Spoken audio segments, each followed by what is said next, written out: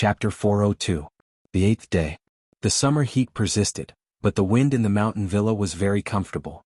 Jin Wan calmed down and took it that she had taken some time off to spend her vacation in such a place. Xiao Lui did not come again these days but sent someone to buy some clothes she could wear. There were many types of clothes both inside and outside. There were even swimsuits and none of them were cheap. Perverts were indeed perverts. Even the way they kidnapped her was different from that of those fiends outside. Jin Wan took a nap and soaked herself in the pool when she got up. Anyway, there were only her and the mute helper here.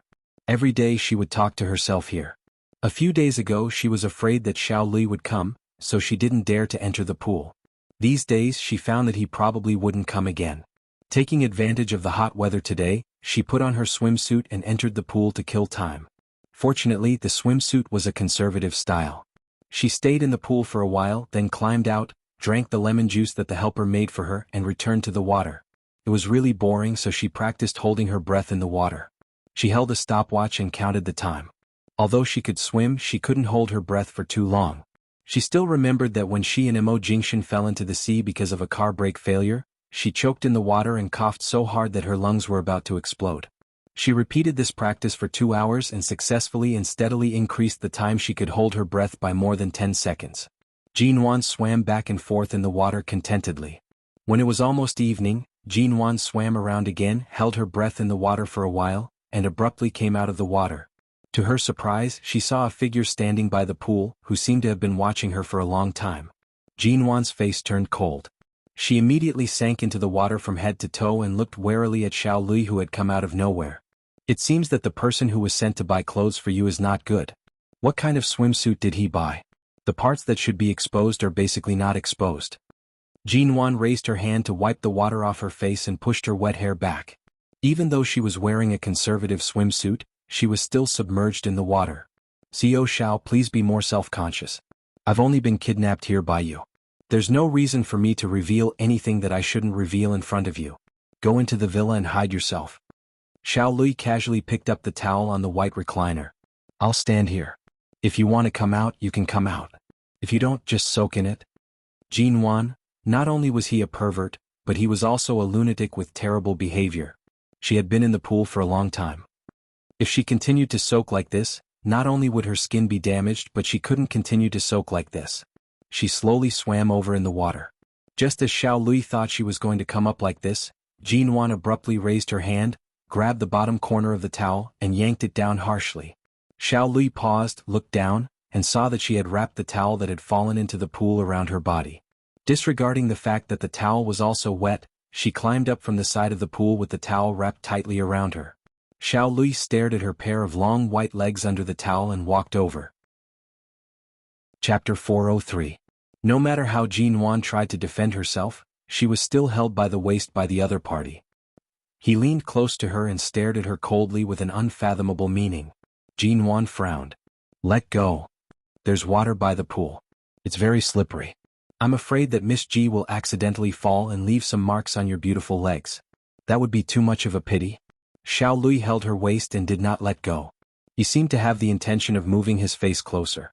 Although his eyes were extremely hateful and invasive, they still hid a trace of discomfort. Jin Wan's face was full of resistance and disgust. If you want to tease a woman, you have to know who you're dealing with. I'm afraid I'm not someone you can tease. Xiao Lui was indifferent to the warning and threat in her words. He deliberately sniffed the neck exposed by her bath towel. Smelling the faint cold fragrance on her body, he narrowed his eyes and said, although it's a substitute rabbit, it smells good. It's not much worse than Shirnian's. Instead, each has its own merits and charm. Jin Wan's waist was held by his hand. Although they were separated by the swimsuit and towel, she still felt as though she was entangled by an ice-cold viper. She felt a chill all over her body. The smell on this man's body was not unpleasant. It was a faint smell of tobacco. She was not in the mood to smell anything else. She raised her hand with an ugly expression to block between the two of them. Let go. Xiao Lui refused to let go of her waist. Since Mo Jingxian doesn't care about you at all, you might as well follow me. Miss Ji is the #1 socialite in High City. If you follow another man, I'm afraid no one can match you. Do you think you're worthy? Jin Wan asked coldly. Her two hands were still firmly blocking Xiao Lui's chest, refusing to yield even an inch. Whether I'm worthy or not, won't you know after you try? Xiao Lui raised his eyebrows slightly, and the smile on his lips deepened. He leaned close to Jin Wan's ear and said, Miss Ji, haven't you heard of the Xiao family? In terms of power and influence, the Xiao family and the Mo family have always been on par. The reason why the Xiao family isn't one of Hai Cheng's 4 largest families is because the Xiao family is close to Hai Cheng but doesn't belong to Hai Cheng. Whatever Mo Jingshan can give you, I can also give. Since he doesn't have any tender feelings for the fairer sex, you might as well follow me. Perhaps you can still fly out of this cage. Jin Wan sneered. Flying from one cage to another? I'm afraid only a psychopath with Stockholm Syndrome would like someone as perverted as CEO Xiao. Xiao Lui completely ignored her resistance, clasped her waist tightly, and abruptly pressed Jin Wan into his arms. He put his hand on her waist and bent down to smell the refreshing fragrance on her neck. Jin Wan struggled with all her might, pushing him away with both hands. While they were arguing, they didn't hear the sound of a car approaching from outside. Why is it so fragrant? Xiao Lui held Jin Wan and had already moved up to her neck. His hands were firmly pressed against her waist to prevent her from moving away.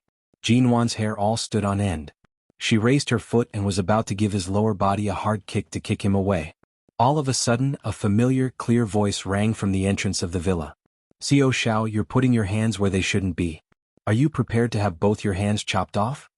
That voice was low, slow, and heavy, as if a thick killing intent was slowly seeping into it. Chapter 404. The moment she heard the voice, Jin Wan froze. She turned to see Mo Jingshan, who had appeared in front of the door. His cold eyes fell on Xiao Lui's hand, and for a moment his black eyes narrowed dangerously, as if there was a strong killing intent hidden in them. Wasn't he indifferent? Didn't he take no action? Didn't he care about her life or death? Why did he come here? Although Jin Wan's heart was stirred, she just looked coldly at the man in that direction and didn't move. She loosened her hand that was pushing Xiao Lui away. Xiao Lui took the opportunity to hold Jin Wan tightly in his arms and glanced at Mo Jingshan with a faint smile. What? Mo, you came here alone? Did you ignore my bodyguards, or are you confident that you can take your wife away?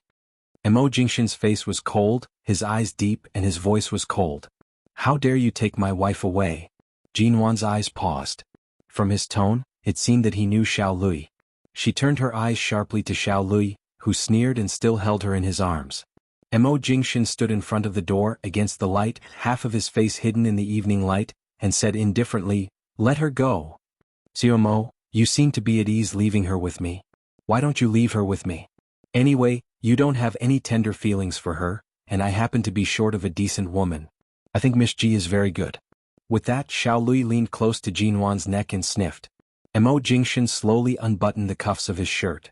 Without looking at Jin Wan's complicated eyes, he said coldly, If you want to die, just say it. I'll fulfill your wish. For a moment, Jin Wan doubted that he didn't come to save her at all, because he appeared so casually as if he knew this place from the beginning but didn't show up for a whole week. Just as Xiao Lui said, he left her here. He left her here with peace of mind. There seemed to be something sinking in his heart bit by bit. Feeling the woman's sudden silence, Xiao Lui glanced down at her. It's really hurtful when a man is heartless. I'll give you one last chance. Why don't you come with me? Jin Wan narrowed her eyes and did not speak. Xiao Lui narrowed his eyes and sneered. When I asked her this a few days ago, she refused me with a look of disgust, but when I asked her again today, she became silent. It seems that she has wavered. Xiao Mo, it's strange that a woman doesn't trust you one day. He had just finished speaking when Mo Jingshan's voice cut in. His voice was cold. Jin Wan, come here. These days, Jin Wan's mind was especially clear because of the quietness. She could tell that the relationship between Xiao Lui and Mo Jingshan was unusual, and even Mo Jingshan's attitude toward him was different from what she had imagined. She pondered for a moment and withdrew from Xiao Lui's arms. When Xiao Lui coldly raised his eyebrows and turned to look at her, she didn't go to Mo Jingshan but wrapped herself in the bath towel and turned to walk into the villa expressionlessly. After about 10 minutes, Jin Wan came out in clean clothes. The evening glow had faded, and the lights around the villa yard had been turned on. In the bright lights, she was running in the direction where she could finally escape, but her speed was very, very slow. Until she came to Mo Jingshan's side and stood by the man's side, she didn't say a word to him. Mo Jingshan didn't look at her but said to her, Wait for me in the car. Jin Wan saw his car parked outside the villa just now. There was only one car. He did come alone. So simple? She had been taken here for a week, but he didn't move. Now that he finally came, he didn't move a single soldier. He didn't even need to say much. As long as he came, she could just follow him into the car and leave? What was the relationship between him and Xiao Lui? Jin Wan put away the thoughtful look on her face, didn't ask much, and got into the car. Xiao Lui's men didn't stop her, and the bodyguards outside just took a look at her and made way for her. Jin Wan felt even more strange. No matter how influential Mo Jingshan was, didn't this Xiao guy still have the guts to kidnap his woman? But in the blink of an eye, as soon as Mo Jingshan appeared, he solved the problem so easily? It seemed that everyone was just waiting for Mo Jingshan. These days, except for blocking all the news about her, they seemed to take good care of her. But what was this? Sitting in this long-lost black ghost, Jin Wan pursed her lips tightly. Mo Jingshan had been inside for a long time. She didn't know what he was talking about or what was going on inside. It wasn't until it was dark that Mo Jingshan finally came out. The moment the man got into the car, Jin Wan turned to look at him. "Are you familiar with CEO Xiao?" she asked. Mo Jingshan glanced at her. "Are you curious about my relationship with CEO Xiao, or about CEO Xiao himself?" Jin Wan gave a faint and cold smile. "Even if I'm really curious about CEO Xiao, I'm afraid you won't feel anything. After all, you left me here for a week and didn't care about me at all. My life, my safety, and how I live my life are no longer important to you." The man withdrew his gaze. "Don't bring trouble to yourself and give me less trouble. That's the right thing to do. Whether you hate or resent me, you've lived well and rested well here this week. You look much better. I'm afraid you won't bear to go back to such a resort if I come too early." Therefore, he had already investigated the reason why she was brought here, and he knew the cause and effect of it all. But he really left her here. The car was already driving down the mountain. Jin Wan suddenly said, "Stop, open the door and let me out." She had maintained her rationality for too long, but at this moment, there was almost a sign of collapse. She clenched her hands tightly on her legs. What was the saying again? The straw that broke the camel's back. For 8 whole days. What he had been waiting for was nothing more than this final fatal strike. Mo Jingshan didn't stop the car. "If you want to lose your temper or make trouble, you can do whatever you want when you go back. This mountain is far from the edge of the city and is usually unguarded. Any fierce animal may lurk in the woods. Don't mess with me here." His meaning was clear. If she got out of the car now, she might be in unknown danger at any time. Jin Wan looked at the gradually darkening sky outside the car and didn't speak but raised her hand to open the door. Mo Jingshan turned the central lock of the car when she was about to open the door. Hearing the door being locked, Jin Wan's hand paused on the door. "Didn't I cause you trouble?" The man didn't speak. Chapter 405. After a few seconds of silence, the man abruptly stopped the car on the side of the road. His slender and powerful fingers suddenly fell on her chin, forcing her face to face with him.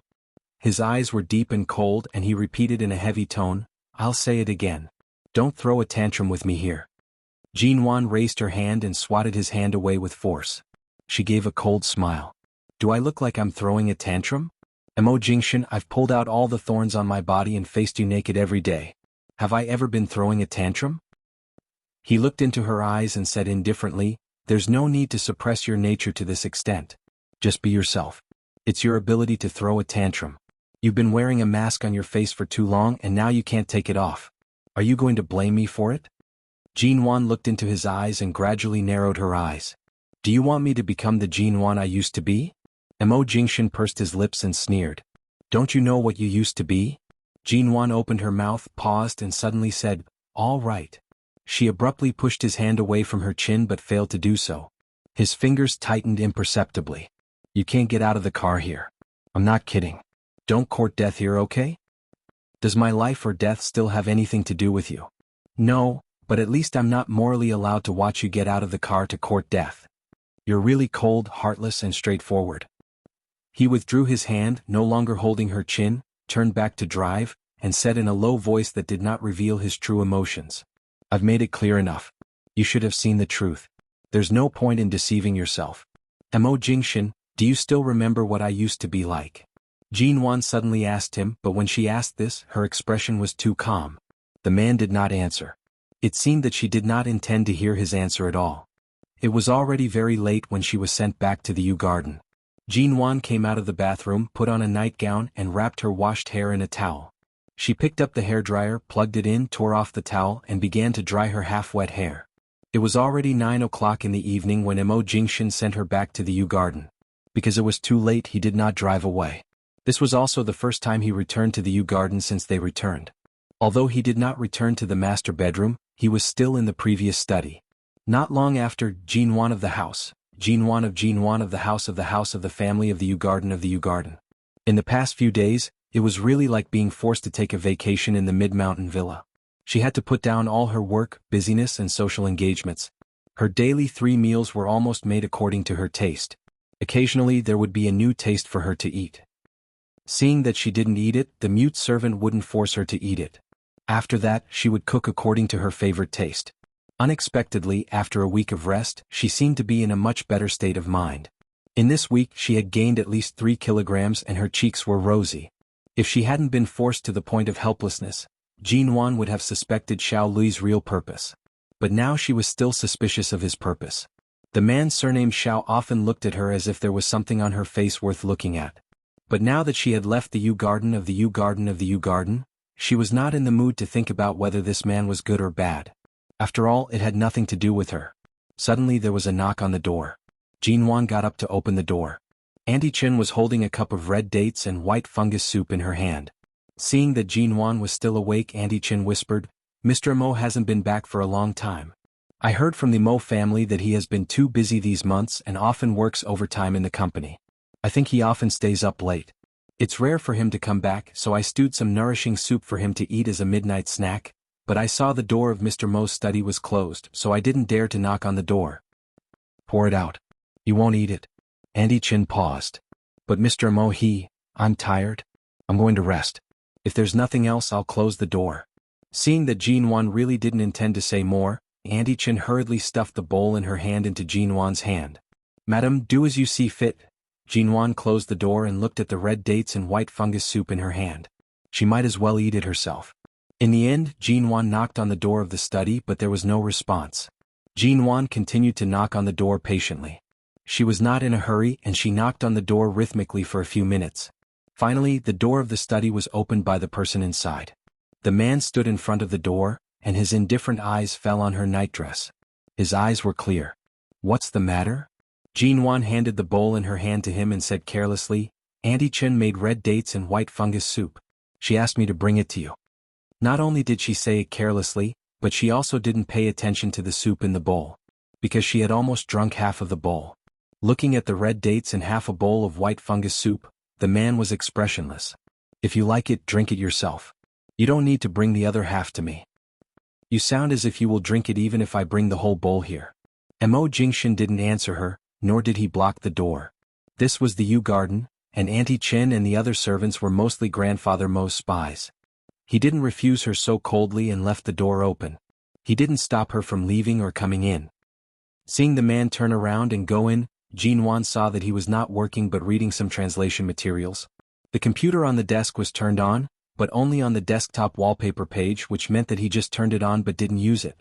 Other company documents automatically printed by the printer in the study were still placed beside the computer and hadn't been signed, which meant that he was not in a hurry to sign them and that he was not busy tonight. Jinwan walked over. When the man put away the translation materials, she walked up to him and watched him put the translation materials into the bookshelf. Mo Jingshin didn't say a word, but after Jinwan looked at him with scorching eyes for a long time, he picked up the company documents beside the computer and turned to look at her before opening them. "Are you going to watch me work here?" "Can't I?" Jinwan tilted her head and seemed to be smiling, but there seemed to be a sharp edge in her clear eyes. Chapter 406. Jinwan stood by and watched him work. After a while, he called Shinmu to explain some matters related to the company's documents. She watched him put down the phone and sign the documents. She watched him frown and be expressionless from time to time. Jinwan finished the half bowl of red dates and white fungus soup. She stood by and watched him while drinking the food in the bowl. After eating, she put down the bowl, wiped the water stains on the corner of her mouth with her fingers, glanced at the man's unmoved profile, raised her hand and pressed the company document in front of him. The man paused and looked at her again. "What do you want now?" Jinwan stared at him. "Since you think my feelings and all my forbearance are because of the mask on my face, why don't I let you recall what I used to be like tonight?" With that, she leaned over and leaned close to the man's expressionless face. She looked at him with her eyes. I suddenly missed the days when I could do whatever I wanted. I didn't care about anyone's feelings. I could do whatever I wanted, get whatever I wanted, and abandon whatever I wanted. Then she suddenly fell back and sat on his lap. She put her arms around his neck and smiled at him. I have to fight for what I want. You are the one I want. Why don't you teach me how to take you back? Mo Jingshan looked at her and said, You are the one I want. Why don't you teach me how to take you back? Mo Jingshan slowly furrowed his brows. Childish. With that, he was about to push her away from his lap. However, Jinwan sat firmly on his lap, raised one hand to hold his neck, and slowly moved one hand up his shoulder. Her two fingers, as if imitating a person walking, slowly moved over the spot on his back where he had been seriously injured in the car accident to save her. She had just taken a shower before coming here.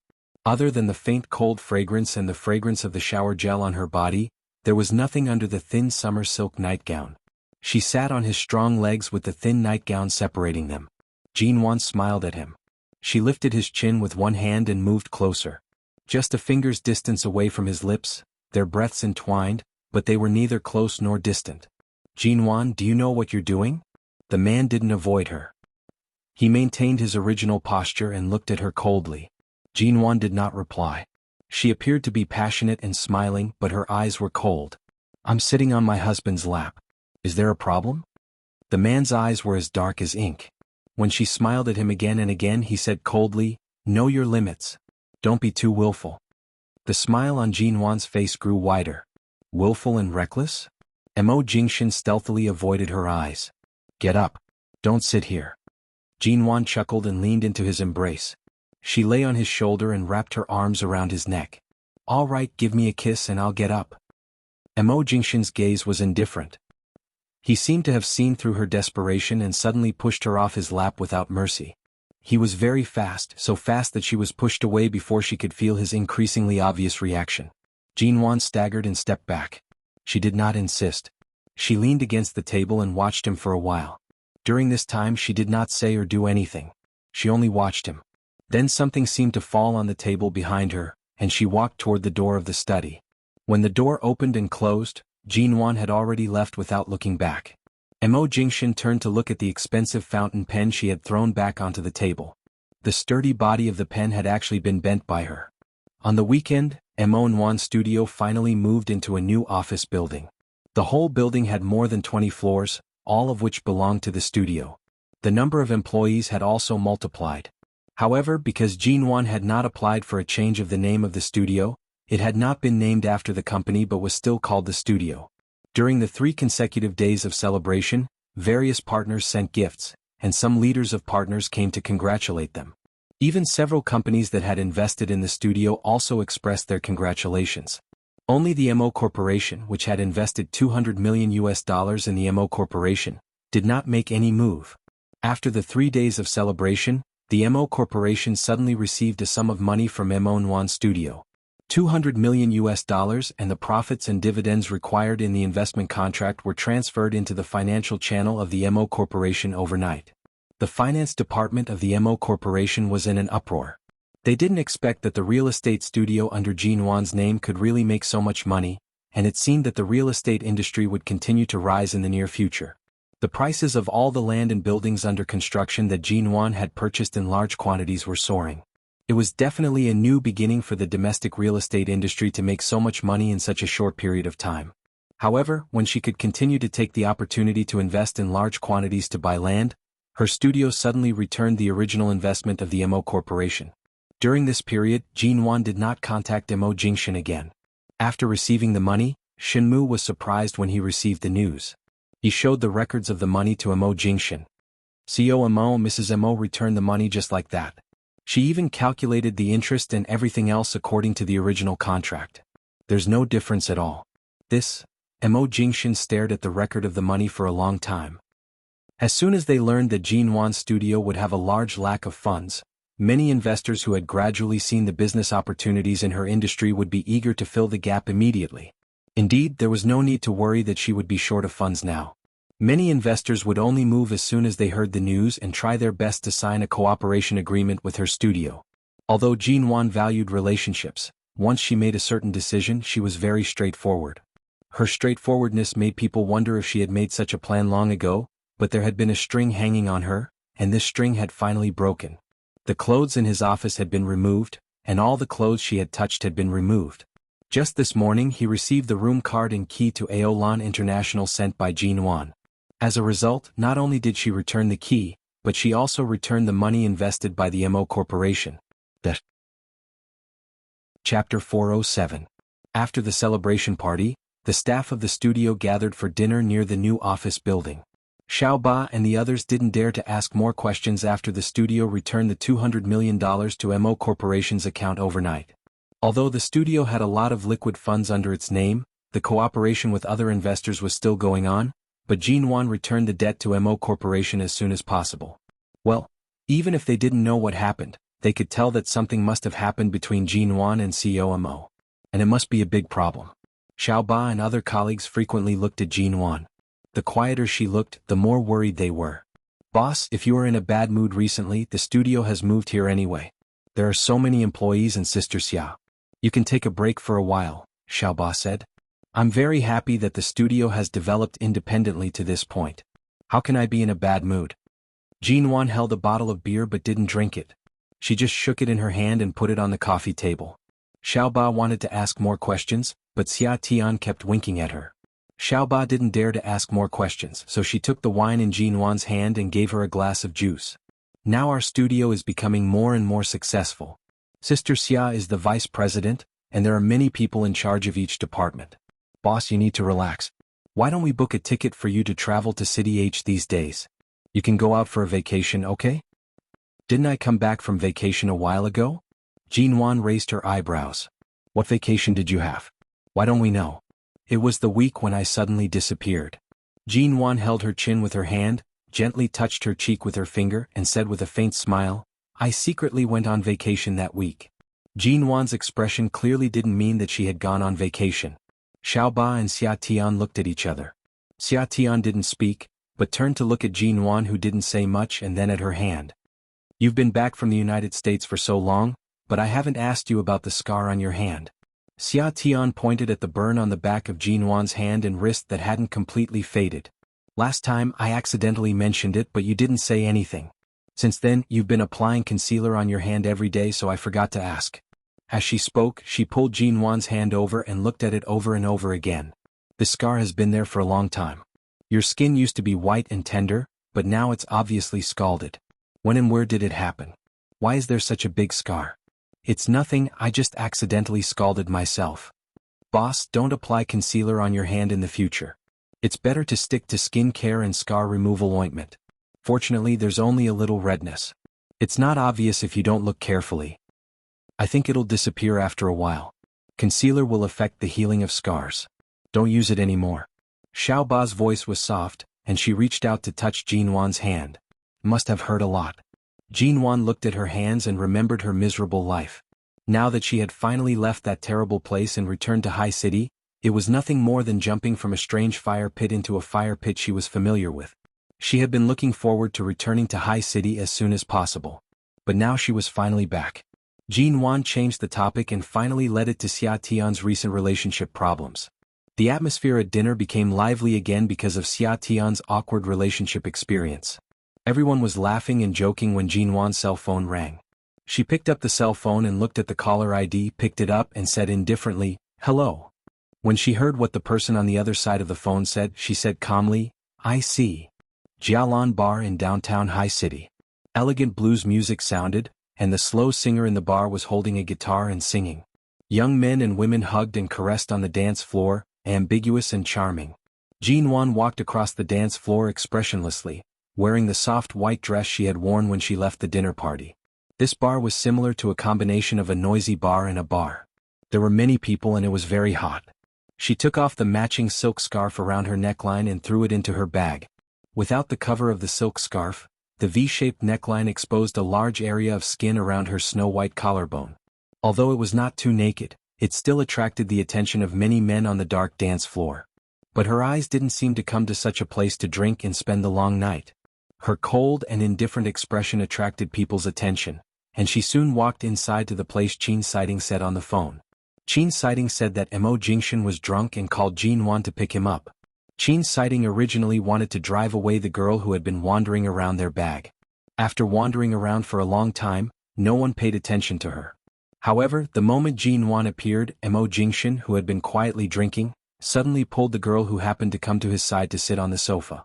Although he did not put his arm around the girl's waist, he took the expensive bottle of wine from her hand, opened it personally, and chatted lightly with the girl who took the initiative to come up to him. Mo Jingshan was clearly not drunk, but if he was not drunk, why would he, who was expressionless and didn't even bother to look at the woman who took the initiative to court him, now take the initiative to sit down with this woman? Normally he would never provoke a woman. Even Shuyan had invited him several times, but he had only gone with her once because there was a problem with the counter of one of Shine's brands in the mall. Even then he had only gone to deal with the problem and dispute at the counter. A man who had no interest in any woman except Jin Wan was actually holding a strange bar girl who smelled of cheap, pungent perfume by his side? Was she really going to get a divorce? Qin Siding was about to ask the bartender who was about to lean on Mo Jingshan to go away, but out of the corner of his eye, he saw Jin Wan coming over from the dance floor with an expressionless face. He raised his hand and was about to drive her away. He was surprised that Jin Wan came so fast. Chapter 408. He's not drunk. Why does he need antidote? Jin Wan didn't even look at Qin Siding. She looked past the tall and long-legged Qin Siding and at the man in the sofa. She glanced at the scantily dressed woman next to him. With just a glance, the woman instinctively sensed the relationship between Jin Wan and Mo Jingshan and immediately gave her a provocative look back. Jin Wan and Mo Jingshan looked at her. Qin Siding thought Jin Wan would fly into a rage, but she didn't lose her composure. Mo Jingshan didn't seem to be completely sober. Qin Siding did order a lot of wine here today, but the man's half-drunk appearance made him look colder and lazier. The buttons of his black shirt were undone, and the waitress sitting beside him kept looking at his collar with a fascinated look. Qin Siding could save people's lives, but he couldn't save the feelings between people. He glanced at Jin Wan, who suddenly raised her hand and said abruptly, "Jin Wan, if you have anything to say, say it when we leave here. There are too many people here. Bear with it. Don't be impulsive." She still looked at Mo Jingshan and then at the scantily clad woman who kept squeezing against him. "Mo Jingshan, the way you humiliate yourself is really eye-opening. I've always learned from others. Do you like to humiliate yourself in this way?" Mo Jingshan looked at Mo Jingshan and then at the scantily clad woman who kept squeezing against him. "Mo Jingshan, the way you humiliate yourself is really eye-opening." Hearing Jin Wan's words, Qin Siding raised his eyebrows. In an instant, he saw Jin Wan take a step back and unbutton the middle button of her dress in front of Mo Jingshan and him. Her dress had a V-neckline, and there was a round button at the bottom of the neckline. She only needed to unbutton one button to instantly turn the intellectual and beautiful white dress into a sexy deep V-long dress. The change of one button would faintly reveal the ravine in front of her chest to many people. Qin Siding turned his eyes away, and Mo Jingshan clenched the glass cup in his hand imperceptibly. His cold eyes looked at Jin Wan's movement and instantly darkened. Jin Wan did not say much. She only looked at him coldly and indifferently, dragging out her words as she slowly said, "Do you know what it means to be Hai Cheng's #1 socialite?" Seeing that the man's eyes were as dark as ink, Jin Wan's face revealed a seductive smile. In Jin Wan's eyes, the title, #1 socialite, was never a compliment. Instead, it was more of a derogatory one. Most of them came from the young masters who had heard of her reputation and met her, but most of them came from the men she had rejected or ignored. The so-called #1 socialite was a beautiful woman who had the ability to seduce men. However, because no one truly understood her and no one had truly interacted with her for too long, everyone thought that she was probably proud and dissolute deep down. She looked very aloof, but in reality she was not born with any stable elements. The words, #1 socialite, contained equal proportions of praise and ridicule. It didn't sound good to Jin Wan anyway. This was the impression Jin Wan left on everyone. She had sealed that version of herself on the night of her rebirth, but at this moment she had released it again. Jin Wan untied her hair, and the seaweed-like hair that had been tied high behind her spread out like waves behind her back. Jin Wan was already eye-catching when she first appeared, and now her movements attracted the attention of countless men. She bent down slightly, and the deep V-neck outlined the outline of her chest in a way that was enough to make people's noses bleed. She picked up a bottle of brandy on the table, poured it into a glass on the side, and then picked up the glass to play with it in her hand. She brought it to her lips and took a sip. Then she blinked and looked at the men behind her in confusion and charm. "Is there some ice in my glass? I'll go get it for you. Waiter, hurry up and bring the ice over. Who is this? I can't believe I see such a beautiful girl in such a place." Jean Wan looked at the group of men with a seductive smile, and then gently shook the glass in her hand. Several men grabbed a few ice cubes from the ice bucket in the hands of the waiter who had just rushed over and rushed to pour the ice into her glass. One of the men rushed over the fastest and successfully gave her the ice cubes. Jean Wan smiled at him, holding the square glass in one hand and hooking the man's chin with the other. Her red lips opened slightly and she said lazily, "Thank you." The man's bones seemed to have softened in an instant. Jean Wan bit her red lips again, shook the glass in her hand with a smile and said slowly, "I can't hold my liquor very well. I don't know how strong this brandy is. After drinking this glass, there shouldn't be any problem, right?" No, you can drink as much as you want. This bottle is only 40 degrees. Wrong, the bottle on the coffee table looks unremarkable, but it's a brandy with more than 50 degrees. Let's not talk about whether it's expensive or not, but this brandy is very strong. Beauty, if you can't hold your liquor well, don't drink it. It's all right, Mississippi. You can drink as much as you want. How about I treat you? More and more men crowded around.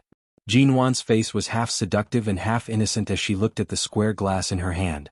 A brandy with such a high degree is indeed rare. It's said that it's not cheap. If I don't try it, it'll be a waste of God's gift. Besides, it's not easy for the girls who go around selling alcohol. Since I've already bought this wine, it'll be disrespectful if I don't drink it." As she spoke, she brought the glass to her lips and took another gentle sip. The wine stain left a bright glow on her lips.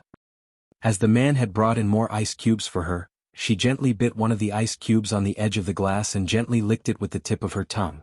At that moment, the sound of inhalation rose and fell. She turned to look at Mo Jingshan, who was sitting on the sofa, and met his heavy, stern gaze. The moment she met his gaze that seemed to be hidden under a thick fog, Jean Wan released the man's chin that had been lingering on her fingertips. She turned to support herself with one hand on the coffee table and leaned down to look at the man who was sitting motionlessly on the sofa. Because of this angle, the curve of Jean Wan's chest was even more tempting. Although she did not reveal anything that shouldn't be revealed, it was just right to seduce him. Mo Jingshan's gaze was cold as he watched her. His hand was still holding the square glass. He did not move, but the glass seemed to be on the verge of breaking. Chapter 409. The bar girl sitting next to Mo Jingshan was a little unconvinced, but when she saw Jean Wan was bewitching like a demon in these few minutes, she clicked her tongue and didn't dare to challenge her. After all, even if she took off her clothes and stood here, she couldn't achieve the effect that even a woman would be attracted to her. Just now, she came here wearing this and an ordinary dress, but she didn't expect that she could achieve this effect by unbuttoning her hair and changing her smiling face. So beautiful. So beautiful that even women wanted to commit a crime. In fact, the bar girl just wanted to make some money. Although she wanted to cling to the man next to her, she vaguely felt that she couldn't afford to offend this man and that woman. Although the man didn't ask her to go away, he didn't put his arm around her waist or take the initiative to touch her. At this moment, his attention was completely focused on that beauty. The bar girl slowly backed away from him, lowered her head and quietly ran away. Jean Wan noticed this scene, but the smile on her face didn't change. Her purpose was not to drive that woman away but to Mo Jingshan. Jean Wan attracted a group of men who rubbed their hands and looked at the man sitting quietly on the sofa with a faint smile. Mo Jingshan, it's just a divorce, isn't it? Jean Wan opened her mouth. Her voice was filled with the smell of brandy and the chill of ice. She spoke slowly, but everyone around her could hear her clearly. "If I agree to sign the divorce papers tomorrow, does it mean that it has nothing to do with you if I'm taken away by anyone here tonight?" Jean Wan said and took another sip of wine. She didn't drink as freely and passionately as those women who often drank, but this kind of behavior aroused the interest of many men. Jean Wan's long hair flowed down her back like a waterfall, and the skin of her collarbone and chest was as white as jade in the light, tempting people to come forward and touch her. She was so beautiful. When those men heard that she was about to be divorced, they immediately stared at her like wolves and tigers. It was as if she became a woman who had been abandoned outside of marriage in the next moment, someone would pounce on her and take her away in the next moment. Such a night was too enchanting and such a woman was too seductive. The surrounding blues music did not stop, so no one heard clearly the name Jean Wan had called the man on the sofa. No one heard the 3 words Mo Jingshan. The man on the sofa sat in the middle of the booth. This was a relatively quiet booth in the bar. The lights were dim and the man's expression was hidden in the darkness. The people around him could not see it clearly either. Divorce? She's so beautiful and there's actually a man who's willing to give up on her? Leave quickly. If we divorce today, we'll take you to get our marriage certificate tomorrow. Whistles and teasing sounds came one after another. The atmosphere around Mo Jingshan gradually became more and more hazy, and the coldness in his eyes gradually became colder. Jin Wan straightened up in front of the booth with a smile and no longer looked at him. She raised her head, drank up the whole glass of wine, and casually threw the glass to the ground. The sound of the glass shattering was like a switch, causing the man's seemingly calm brows to slowly furrow. Jin Wan turned around and raised her hand to wave her soft long hair behind her back. The sensation caused by this small corner of the bar was probably noticed by the lighting technician. As she walked onto the dance floor alone, the lights on the dance floor went out one by one because of her movements, leaving only the darkest one. As she spun on the dance floor with her hair and long skirt flying, the lights became brighter bit by bit at a very slow speed, and as she spun faster and faster, the brightness of the lights also increased at the same speed. She was already a dazzling existence. All of a sudden, she no longer hid and ignored her beauty and suddenly shone in the crowd. Under the lights, she was like an elf breaking out of the ground. Every time she spun, the hem of her long skirt would fly up, and her slender, white legs would be exposed. Countless men were attracted one by one, and whistles came one after another. Jin Wan simply spun her skirt. Her dress was not very revealing, but her eyes were extremely charming. She performed such a lingering and moving visual effect, and the atmosphere in the whole bar was ignited. Someone entered the dance floor and handed her a glass of wine. Jin Wan took it with a smile. When all the lights gathered on her, she raised the wine in the glass and splashed it up. She raised her head, looked at the dripping wine and then closed her eyes, letting it fall on the top of her head. The wine rolled down along her hair bit by bit. It was not enough to wet her hair. Wherever the wine fell on her white skirt, that part would become translucent. This glass of wine was too little in the eyes of those men. In an instant, countless people handed her the wine. Jin Wan smiled and spun to a man's side. As she took the wine glass, she deliberately pulled the man's arm and spun around. When the man couldn't help but put his arm around her waist, she spun out of his arms. Although she didn't let the other party touch her, all the men around felt their hearts itch when they saw this. Jin Wan didn't say anything. Jin Wan's dance was casual and hot. It was too hot here. Sweat had slid down her neck and slowly rolled into her deep V-neck, making people's imagination run wild. Her white skin looked more charming in the light. Her long black hair, which reached to her waist, swayed back and forth. Sweat soaked her black hair, but it didn't affect her beauty at all. Instead, more men in the bar rushed in this direction and surrounded her in the center of the dance floor. Jin Wan splashed the wine up again. When the wine splashed over her, the material of her back was soaked and the dress, which had become translucent because of the wet, outlined the outline of her back. All the men and women's eyes were on her, but Jin Wan's eyes were looking in the same direction from beginning to end. Even though the crowd was very dense, she could still see that man through a small gap in the crowd. More and more people came around, the dance floor became hotter and hotter and she sweated more and more. She didn't take any more wine. Her sweat had soaked her dress, and the material of her chest was soaked bit by bit. Her clear skin seemed to be covered with a layer of light because of the sweat, which made her more attractive. Chapter 410. The man didn't expect that the beauty on the dance floor would invite him and immediately wanted to go in with an excited look. However, before he could approach Jin Wan, a black figure had entered the crowd. When Jin Wan was still crooking her finger at the man, his sharp eyes pierced the man's face like a cold sword. When the people around saw the tall and cold figure coming in, they were confused until a sharp-eyed person in the crowd suddenly said, "Mo?"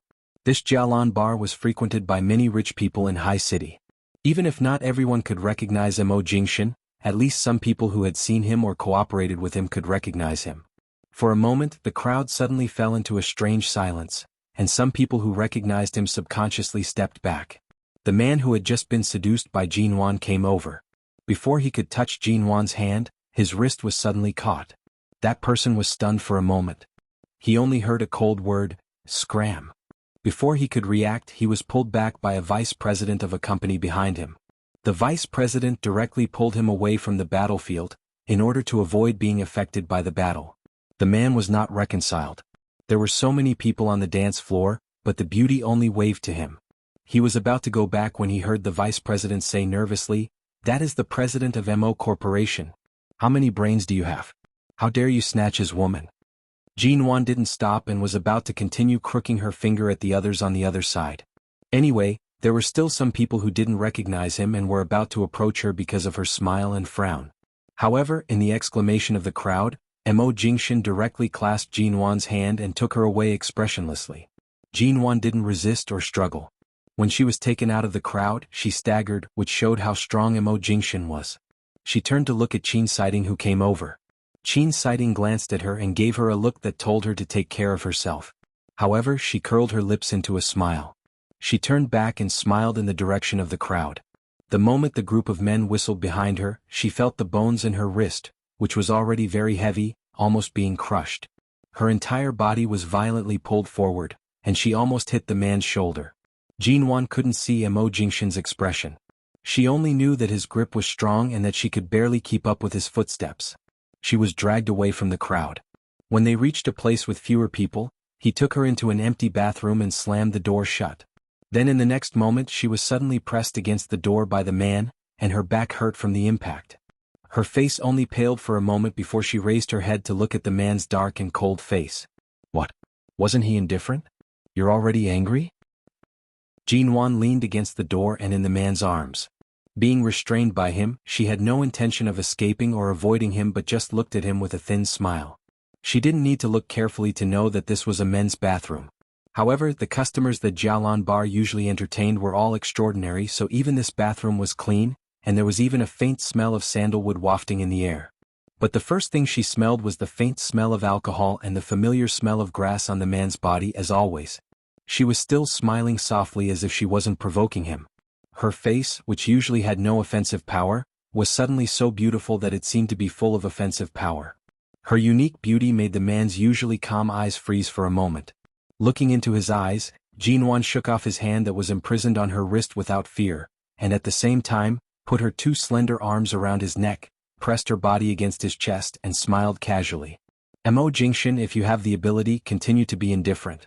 I really can't compare with you in terms of ruthlessness or means. I can only compete with you to see who can ruin themselves more. If you like to play this game, I'll play with you." The man narrowed his eyes coldly and looked at her closely with her arms around his neck. "You're very bold. How dare you come to such a place to make trouble? It's just a drink and a dance. Am I really too far away from those men who covet me? I was too obedient in the past. You told me to stay away from those men, so I stayed away. I'm so obedient that I didn't even accept flowers from other men. But I didn't even accept the flowers that other men gave me. Now that you can casually pull a woman who sells alcohol to sit next to you, can't I invite a man who is interested in me to dance with me?" Jinwan smiled as she spoke. She looked up at him with her arms still wrapped around his neck. She leaned close to his lips to speak, but the smile in her eyes was cold. "After the divorce, I have nothing to do with you. What can you do to me?" Part of her dress was translucent, and her hair was wrapped around her neck. The faint cold fragrance of her body, mixed with the smell of brandy, soon occupied part of the air in the bathroom. When Jinwan spoke, she deliberately leaned against his lips. The man suddenly pinched her chin with a strength that almost hurt her. Jinwan still had a fearless smile on her face. "Mo Jingshan, if you have the ability, strangle me here." The look in his eyes was that he really wanted to strangle her to death. But he restrained himself. Jinwan clearly saw his restraint, just like how he usually did things. This man's restraint was too strong. No matter in any aspect, he could hide all his thoughts and emotions without revealing anything so that no one could know what he was thinking or what he was going to do. He suddenly let go of her and took a step back, no longer touching her, and his eyes returned to their original calmness. "Jinwan, you can't change the trajectory of life just because you want to. What you should do is to go back to the beginning." His tone was indifferent and his eyes were calm. Jinwan smiled. As the man continued to take a step back, she suddenly stepped forward and grabbed the collar of his shirt. Catching him off guard or taking advantage of the fact that he didn't intend to do anything to her, she dragged him over and pushed him hard against the wall. She pressed him hard against the wall, grabbed the collar of his shirt tightly, and imitated him to imprison him. Chapter 411. Jinwan didn't answer but just looked at the man close to her. When her face approached him, he frowned coldly and his eyes were full of warning. She pressed him down with both hands. Even though she knew she couldn't hold him down, she still did so. She kept looking at his face as though she hadn't seen him up close for a long time and wanted to see if he was really Mo Jingshan. Mo Jingshan looked at her, his calm eyes unfathomable and emotionless.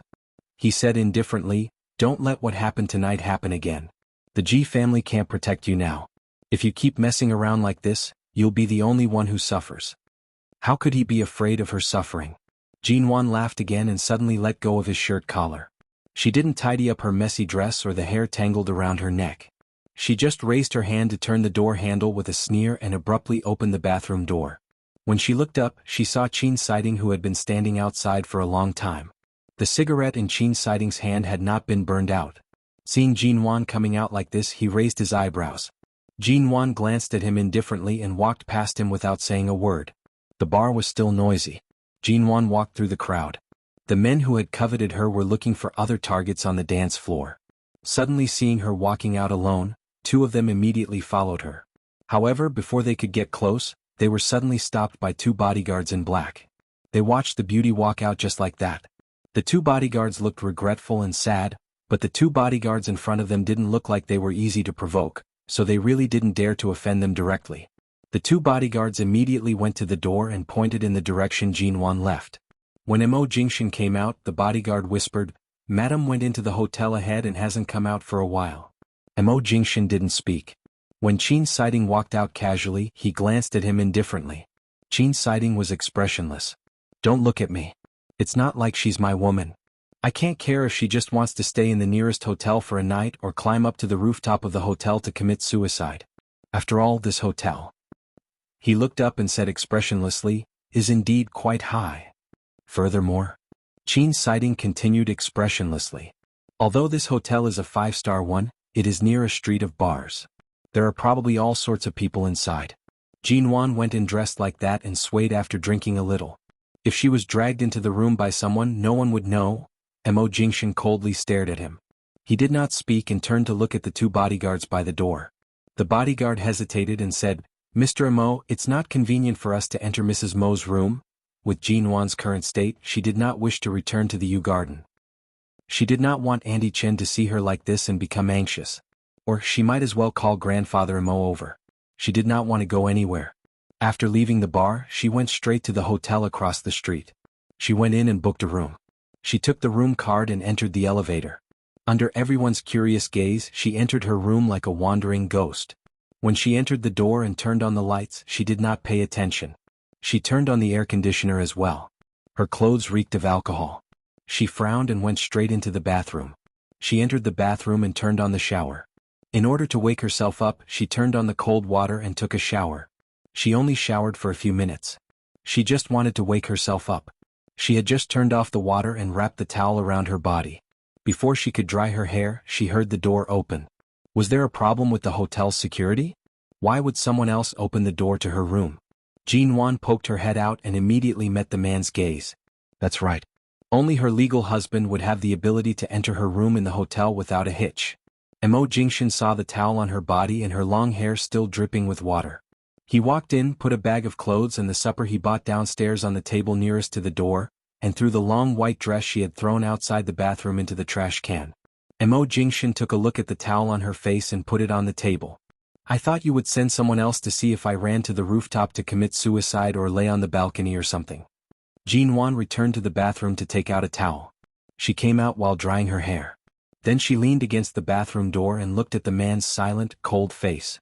"I didn't expect you to come in person." Mo Jingshan took a look at her, saying, "You're not the kind of person who is irrational. You should calm down after venting. There's no need to do such a wrong thing and let others worry about you too much." Jinwan blinked to clear the mist in her eyes. She looked at the man with clear eyes. "Mo Jingshan, am I very strong in your eyes? Can I bear to be hurt and hit by you over and over again? At least you're not weak." Jinwan lowered her eyes. Her voice was indifferent, as if she had no emotion. "Is there anything else you want to say to me?" Mo Jingshan didn't speak. "Or, you've been waiting for the moment I give up for so long that you have nothing to say to me, right?" The man's voice was still calm and emotionless. "Yes." Jinwan smiled. "We agreed that we wouldn't divorce. We agreed that there would be no separation between life and death. It turns out that I really loved you too much." Now that things have come to this, it's a separation between life and death. Mo Jingshan looked at her clear, cold eyes and said indifferently, "You can take it that the Mo Jingshan you love has died in that car accident. The current me is no longer the Mo Jingshan you are familiar with." Jin Wan's pupils constricted. She stared at him motionlessly. She stared at his face and then slowly blushed. She froze for a long time before saying word by word, "Mo Jingshan, you're really an executioner who can completely feel all the veins in my body. You can easily control my weakness and know how to make me completely desperate." Mo Jingshan looked at the corners of her red eyes. His figure was imprinted in her eyes, but it was gradually dyed red. The man's eyes seemed calm and warm, but because of this calmness, they appeared particularly cold and cruel. She looked at this man and felt all the pain that had been accumulating in her heart for a long time piercing into her heart like thousands of arrows piercing through it. It was densely packed, thin and sharp. All the pain covered her senses, making her feel so painful that she almost couldn't breathe. Chapter 412. 10 months or 10 years, it didn't make any difference to her. She always knew that Mo Jingshan would always be Mo Jingshan. Whether in these 10 months or 10 years, he would still be Mo Jingshan. He was the man she had let down. He was the man she was so familiar with, but in an instant, he had become so distant from her. He was so strange. She looked at his eyes, which were calm and clear. He didn't deliberately look cold and distant, but he was extremely cold. Jin Wan couldn't cry. Her eyes were bloodshot. She looked at him with all the emotions in her eyes. All the despair and calmness attacked her. She clenched his collar tightly. "Mo Jingshan, let go of me in the name of death. You can do it. You are so cruel." "Jin Wan. Don't call my name." Her voice was very light and a bit determined. "Aren't you dead? You're dead, aren't you? Mo Jingshan, from today on I'll take you as dead." He did not answer, nor did he deny it. He only looked at her eyes that were on the verge of collapse. The indifference and heavy mist in his eyes made her sneer instantly. "Get out," she said. He looked at her. "I told you to get out." His eyes quietly and slowly entwined with her cold and hate-filled eyes. "Mo Jingshan, you actually never really loved me. You're too calm. You know what you should do and what you shouldn't do. You know how to love and pamper me. You know how to be good to someone, but you never lose control. Just like now, you can completely calmly tear me into countless pieces." Jin Wan was so angry that she looked at him with a smile. The scariest people are those who know how to restrain themselves. The only person you trust is yourself. You never completely trust anyone else. You think everything you do is right. No matter what the reason or the situation is, you are right. Mo Jingshan didn't speak. He stood tall and straight in silence. His eyes were clear and sharp, and the coldness seemed to penetrate her skin and into her bones and blood. Jin Wan closed her eyes and pointed to the closed door. "Either you get out or I get out." He looked at the emotions in her eyes and did not move. Jin Wan abruptly lifted her feet to walk out. However, when she passed by the man, he grabbed her wrist. "I'm leaving." The man's voice was as calm as ever. The door opened and closed, and the room returned to its original tranquility in an instant.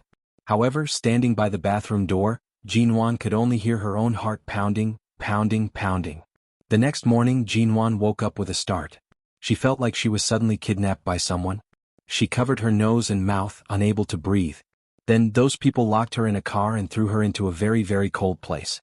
She was surrounded by snowy mountains and it was cold everywhere. She was frozen stiff and her limbs couldn't move. All she could see was a vast expanse of whiteness, and she couldn't see any other colors. "It's very cold." The snowy mountain turned into a glacier bit by bit, and she was frozen on top of the glacier.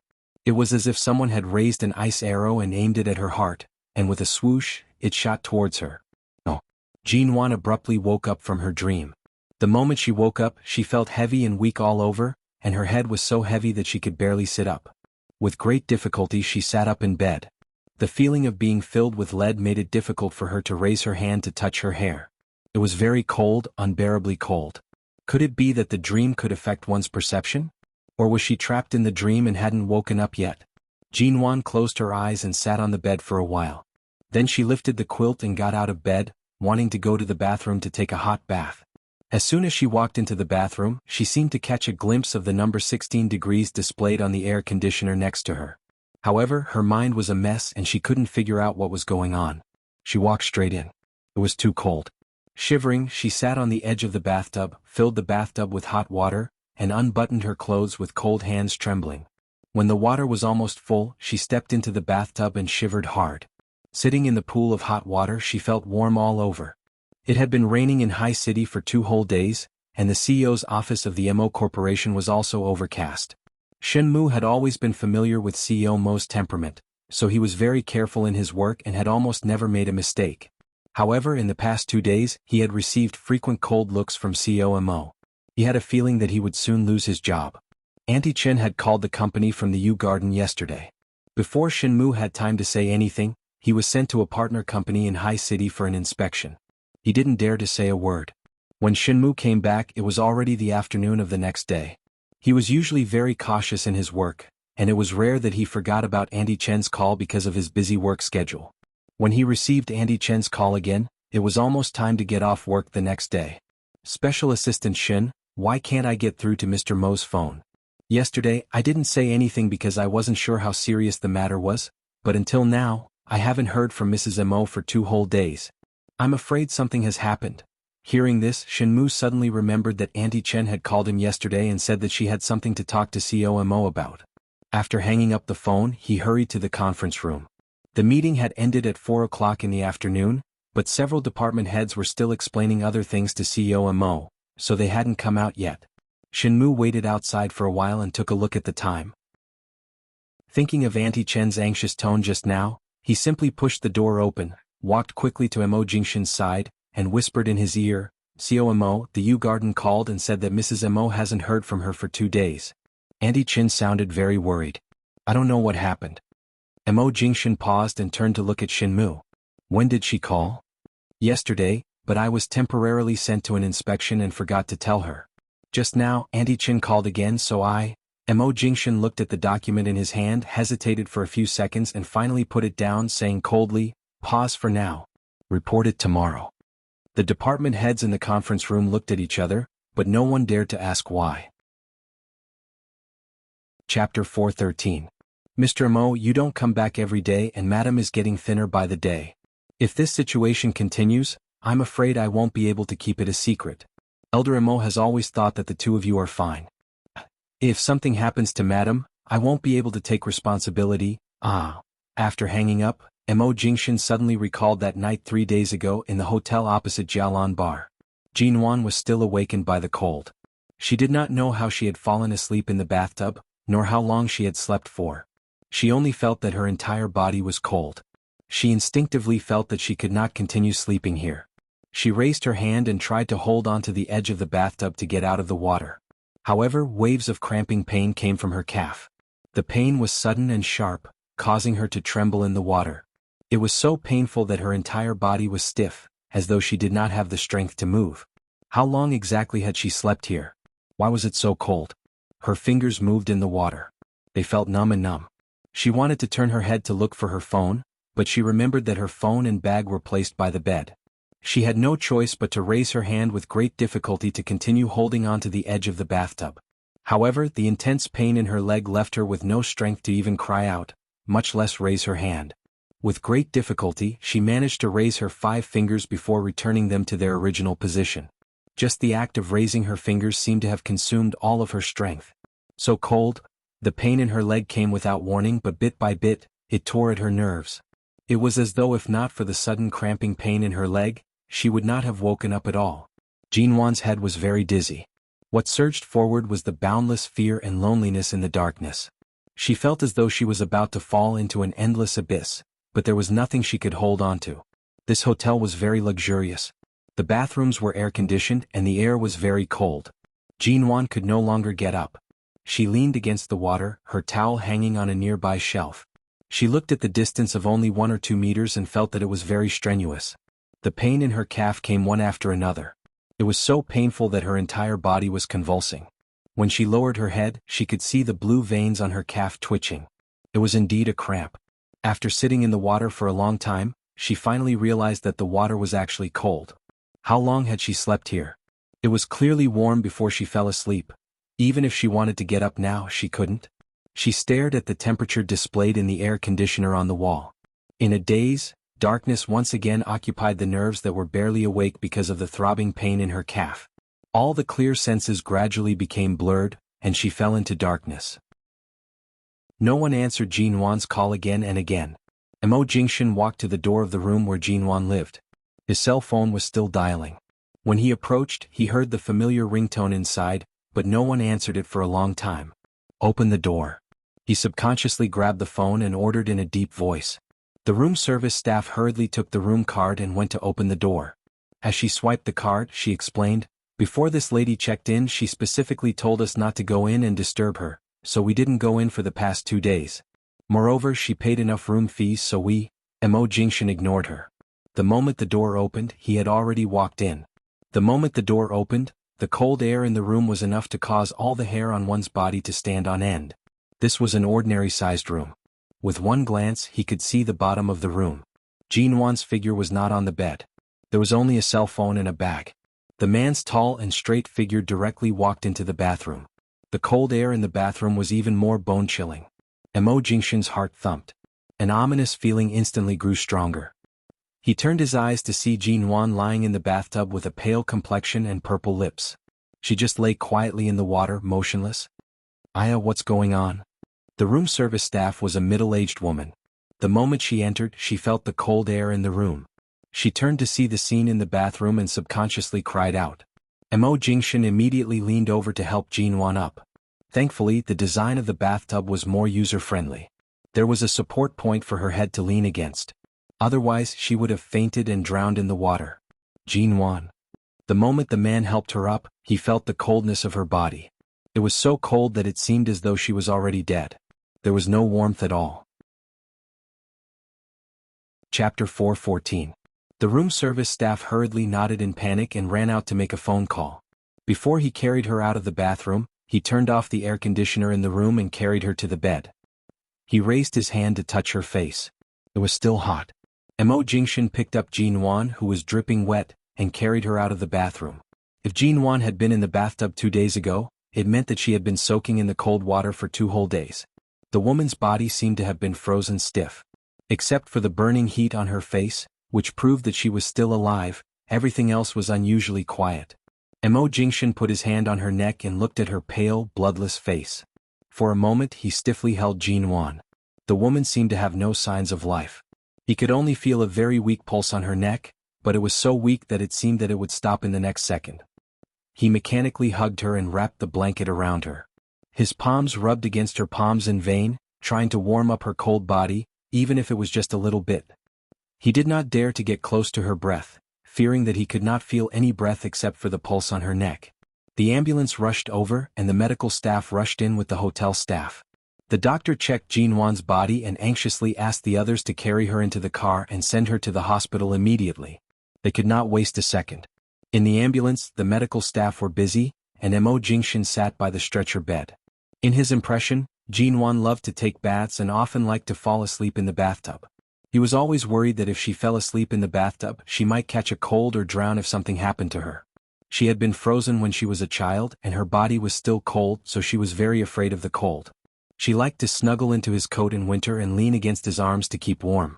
When she slept, she liked to snuggle against him when it was cold, squirming in his arms, and looking for the warmest position to sleep. What he was most worried about suddenly became a reality overnight. At this moment, Jinwan was lying quietly and motionless, her hands hanging by her sides without any reaction, and her body was not warm at all. The doctor was doing all kinds of emergency measures and kept urging the driver to hurry up. The ambulance rushed from the hotel to the hospital and was sent directly to the emergency room. When Qin Sighting heard the news and rushed over, the first person he saw was Mo Jingshan. When he fell down, Jinwan was still in the emergency room and there was a red light on the door. Qin Sighting glanced at the time and frowned. How long has she been in there? When the nurse at the side saw that Dr. Qin had actually come down personally, her expression was just as ugly. She immediately replied with a fearful expression. He's been in there for 20 minutes. The patient was soaked in low-temperature air and cold water for a long time, causing a high fever of 40 degrees.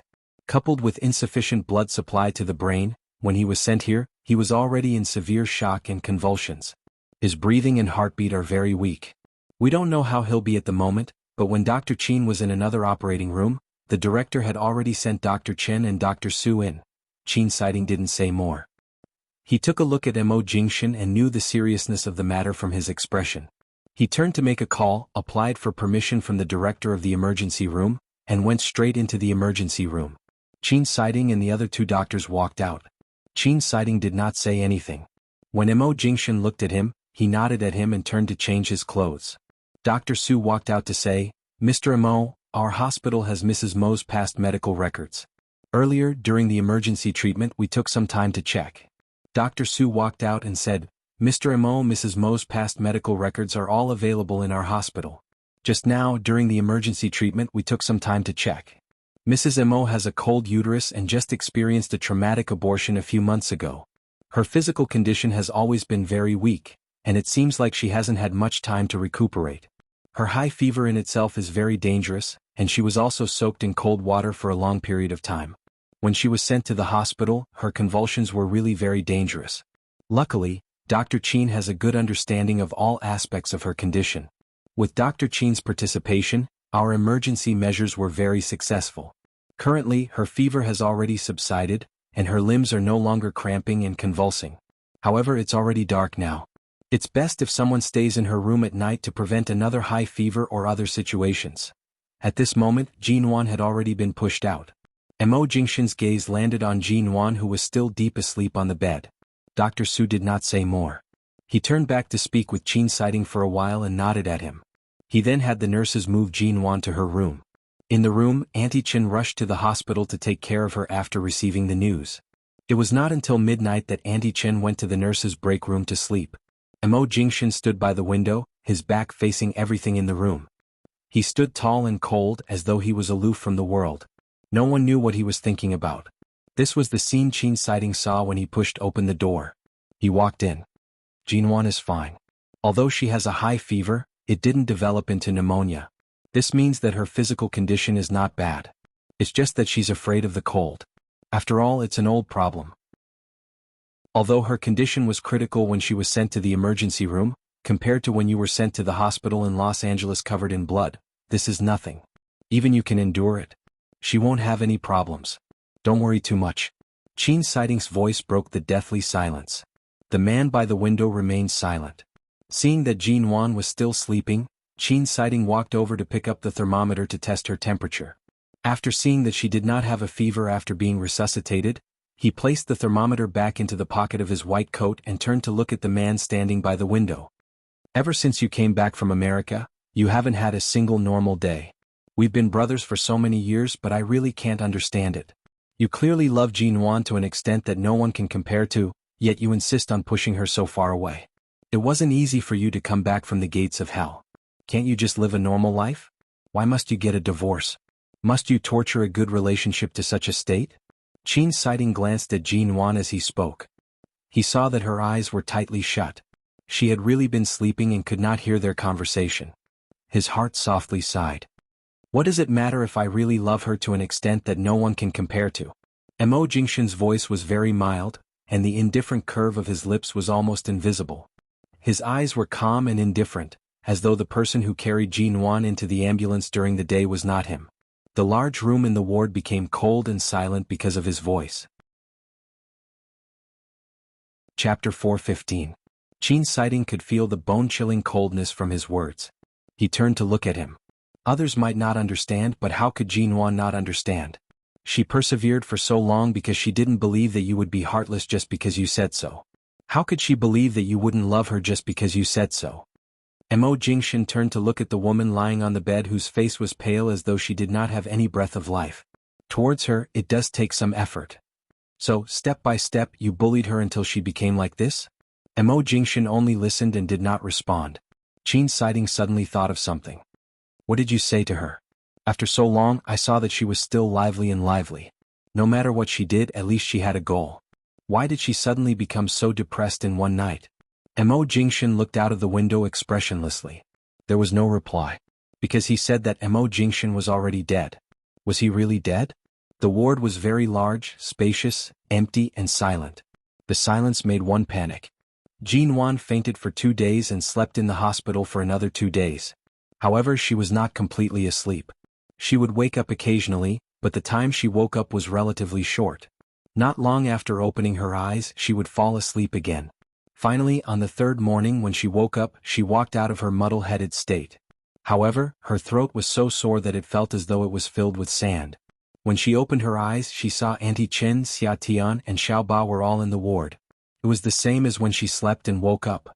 At that time, she seemed to have seen Auntie Qin, who was a servant of the Ji family. It turned out that in the few days she slept, everyone she was familiar with had come to the hospital. "You're awake?" Xia Tian was still talking to Xiao Ba when she suddenly noticed that Jinwan's eyes were half open. She immediately reached out to touch her head. "How long do you plan to stay awake this time? Are you going to continue sleeping? You didn't have a fever these 2 days. Don't tell me you're going to sleep for so long?" Jinwan did not close her eyes. She quietly watched her for a long time. Xia Tian waved her hand in front of her eyes. "Hey, my ancestor, don't sleep too much these 2 days. Dr. Qin said that you only had a high fever. It can't be that bad, right?" Jinwan closed her eyes again and then opened them again, saying hoarsely, "Stop shaking. If you keep shaking, I'll really fall asleep again."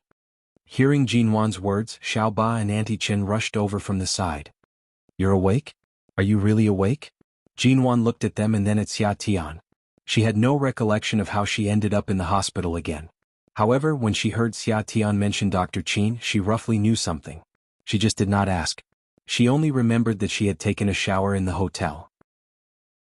It was too cold at the time and she was unwilling to come out of the hot water. Later, she felt that it was too comfortable and fell asleep. Then he woke up with what seemed to be a cramp in his leg. After a while, he lost consciousness. He didn't sleep for long, but when he woke up, he was really awake. "Boss, you're finally awake. You've been sleeping for 2 days." Xiao Ba said beside the bed. "When Dr. Qin called us, he said that you were in the hospital and you were still unconscious. I was scared to death." Auntie Qin smiled. "It's good that you're awake. It's fine now that you're awake." In the afternoon, Jinwan had already been awake for several hours. Seeing that she had no intention of sleeping again, Xia Tian finally allowed her to sit up and allowed Xiao Ba to help her shake the bed. While Xia Tian rushed back to the studio because of a call from the studio, Jinwan sent a message to Xiao Ba, asking her to bring a document from the bottom drawer of her desk when she returned to the hospital with Xia Tian.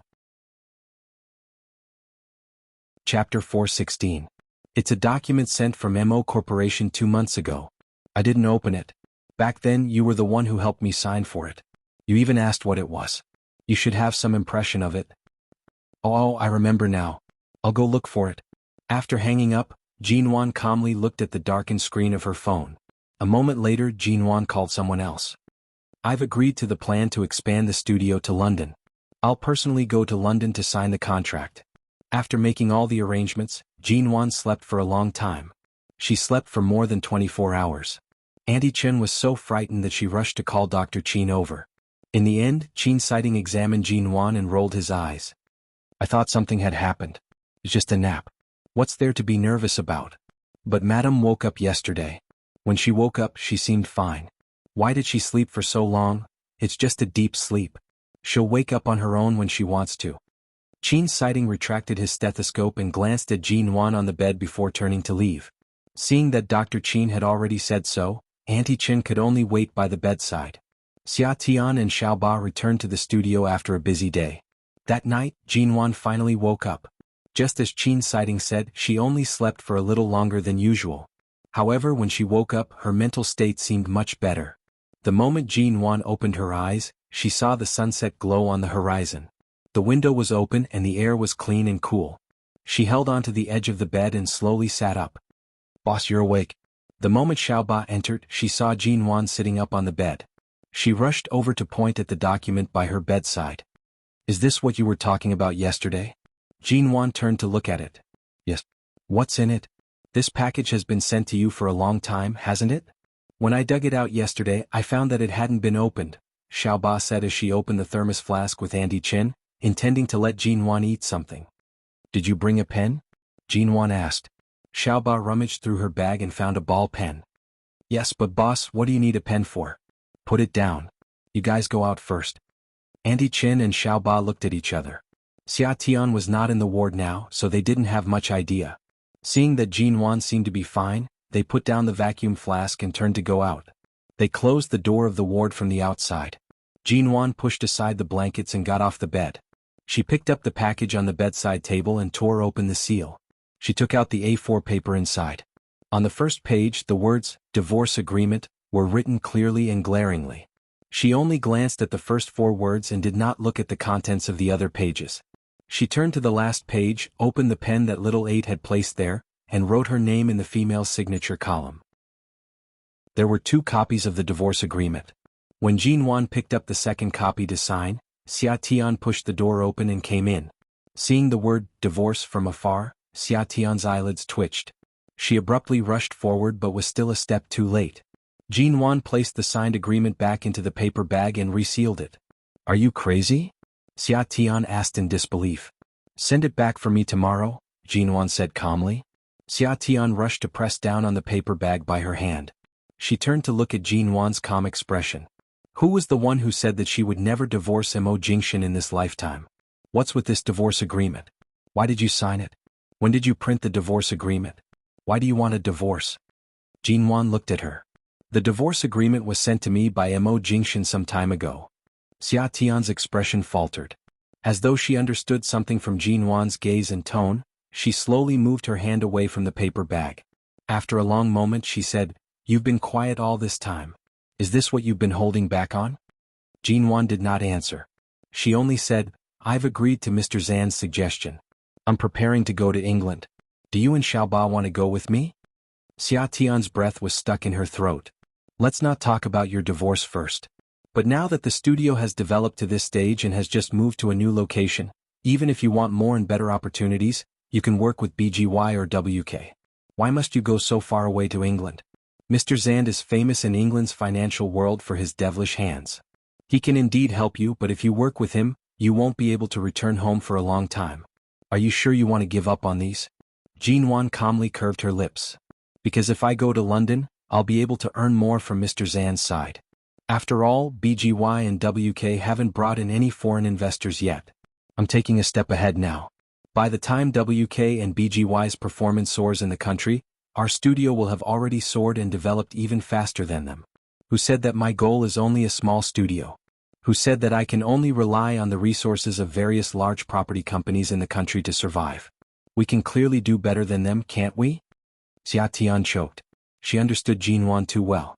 At this moment all she could say was, "Must you leave? Is there any reason why I must stay in High City?" Jinwan asked. "Nonsense. It's not like you can't live without a man.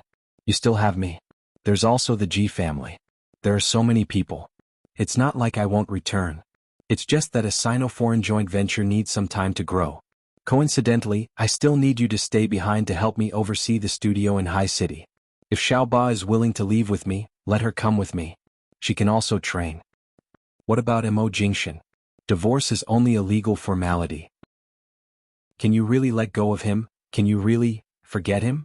"Of course. He's already dead. What's there to be unable to let go of?"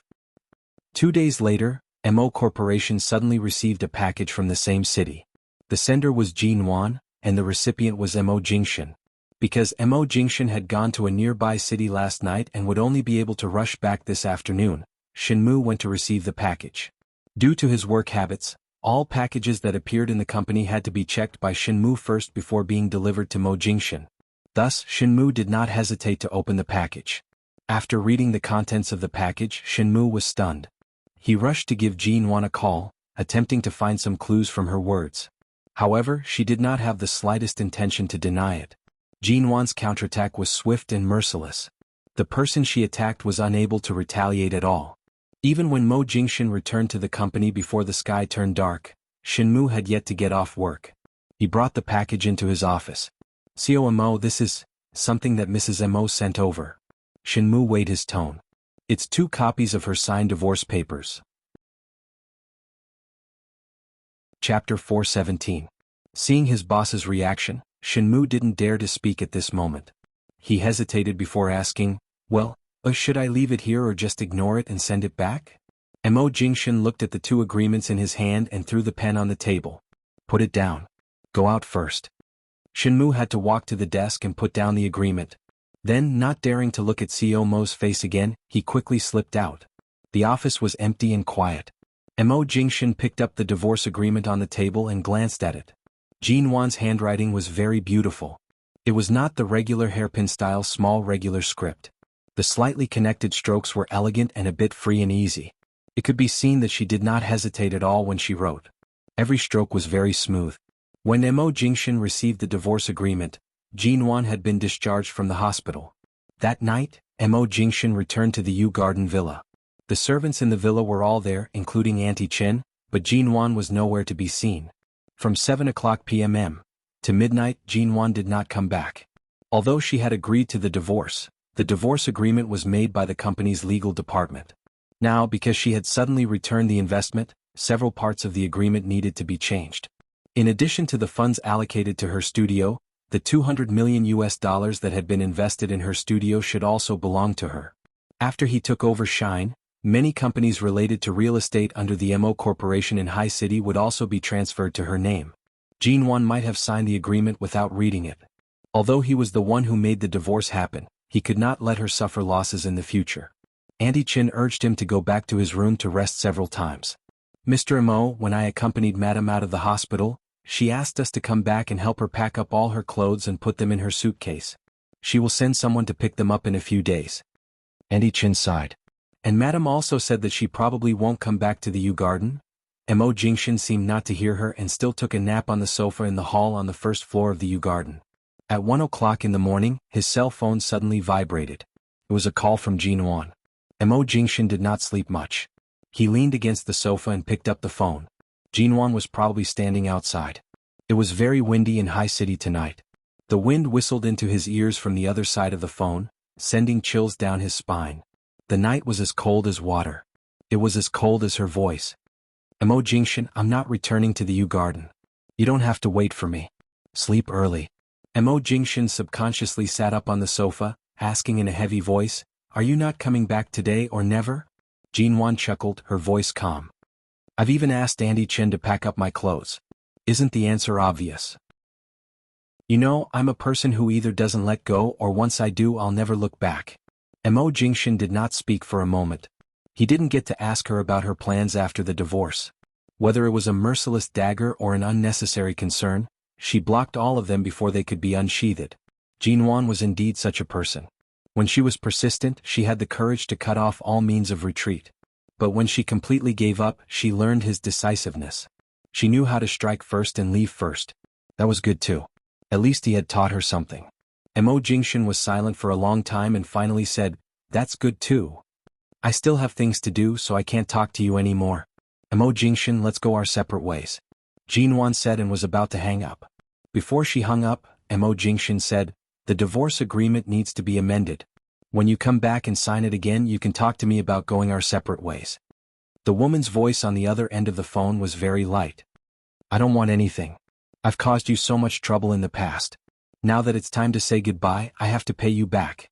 I've already paid back all your investments. As for the rest, thank you for laying the foundation for me. In the future I'll be working alone. Time is as precious as money to me, so if there's nothing else, I'll go ahead. Mo Jingshan, your studio is already doing very well. You don't have to work too hard. Jean Wan did not speak for a moment and paused. He heard her breathing on the other end of the phone. It was very light and very low, mixed with the sound of the cool wind. Mo Jingshan, I know you're still you. You'll always be you. From the beginning, she clearly knew that he would always be him. Even if he knew about her embarrassing past 10 years, he never left, nor did he die in that car accident. Mo Jingshan was silent for a moment before lightly spitting out 2 words. Is that so?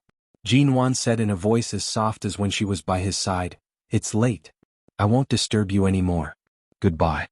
Mo Jingshan, all right. The phone was immediately hung up. Everything was quiet. The day after Jean Wan sent the signed divorce agreement to Mo Jingshan, the Yew Garden was closed, no one could enter, and all the servants were dismissed overnight. Auntie Chen received a large sum of money. She was an old servant of the Mo family. Logically speaking, after leaving the Yew Garden, she should directly return to the Mo family, but she really felt guilty to grandfather Mo. She was afraid that he would be too shocked to face the news of their divorce. Moreover, because Mr. Mo did not intend to let her return to the Mo family, she planned to return to her hometown. Before returning to her hometown, Auntie Chen went to Mo Wan's studio. At that time, Jean Wan was in a meeting with the people from England. After the meeting, she saw Auntie Chen waiting outside. Jean Wan personally received Auntie Chin, but Auntie Chin did not even sit down or drink tea. She just looked at Jean Wan, who was dressed in a professional suit and had a ruddy complexion as if she had not been hurt at all. After looking at her for a long time, she said, "Mr. Mo has closed the Yew Garden. Now no one can enter." "I know. I heard." Auntie Chin originally thought she just came to see Jean Wan. After all, after returning to her hometown, she did not know if she would have a chance to see her again. However, seeing Jean Wan's calm expression, her eyes immediately turned red. "That night, after you spoke to Mr. Mo on the phone, Mr. Mo directly smashed the phone." Jean Wan did not speak. "That night, none of us dared to go out of the room, but no one could sleep, because Mr. Mo smashed everything that could be seen in the Yew Garden. The next day he ordered people to clean up the mess on the ground. The entire Yew Garden was empty, and there was nothing left." Jean Wan's face was expressionless. She gently blew on the tea in the cup and still did not respond. Mrs. Mo. Chapter 418. The Yew Garden was dismissed and Auntie Chin returned to her hometown. Elder Mo finally realized what had happened. Xiao Ba said that Elder Mo came to the entrance of the studio building early in the morning and said he wanted to see Jean Wan. Ever since Jean Wan met Auntie Chin, she knew that she couldn't see anyone. Things had already reached a certain point and she couldn't make things worse. Especially Grandfather Mo, she couldn't see him. The news that Jean Wan refused to see Elder Mo spread, but Elder Mo stubbornly refused to leave. The weather was still hot in the morning, but in the afternoon, it suddenly rained heavily. Xia Tian understood why Jean Wan refused to see Elder Mo. She and Xiao Ba held an umbrella to shield Elder Mo from the rain. Even when it was dark, Elder Mo was still standing there waiting. However, Jean Wan asked someone to send down an exquisite velvet box. In the box was the round blue diamond she had always kept in the office drawer. Seeing that she had asked someone to send the blue diamond out, Elder Mo finally left, but he didn't take the blue diamond with him. He asked them to send it back to her. Elder Mo only left her one sentence. "This old man, I will live well and live to a ripe old age. I will live until the day G. Brad is willing to see me. I will guard the position of our Mo family's granddaughter-in-law for you. No one can take it away." Jean Wan didn't want to see Elder Mo because she was afraid that she would lose control of her heart. However, even if she didn't see him, the words Elder Mo left her still made her completely defeated. That night, Jean Wan got drunk alone in the hotel. She didn't look for anyone. Xia Tian, Xiao Ba, and all her friends and colleagues didn't know where she was. She went to the supermarket alone to buy a lot of wine and called the supermarket staff to send more wine to her room. This was a hotel directly opposite Aolan International and the Mo Corporation building. It was very high and had a balcony. Wearing a long skirt, she sat on the balcony feeling the cool breeze. Her skirt swayed back and forth, and her feet swayed back and forth. She sat under the night sky of High City, looking at the 18th floor of Aolan International in the distance, where the lights were not turned on all night. Then she seemed to inadvertently look at the top floor of Mo Corporation, where the lights were also not turned on tonight. She felt that many memories were replaying in her mind like a movie. However, after they were replayed one by one, she seemed to have forgotten most of them. He didn't know how much wine he had drunk on the balcony. When he felt that he might fall from the balcony if he continued to get drunk, he reluctantly climbed back to the bed in his room and drank alone against the white wall until late at night.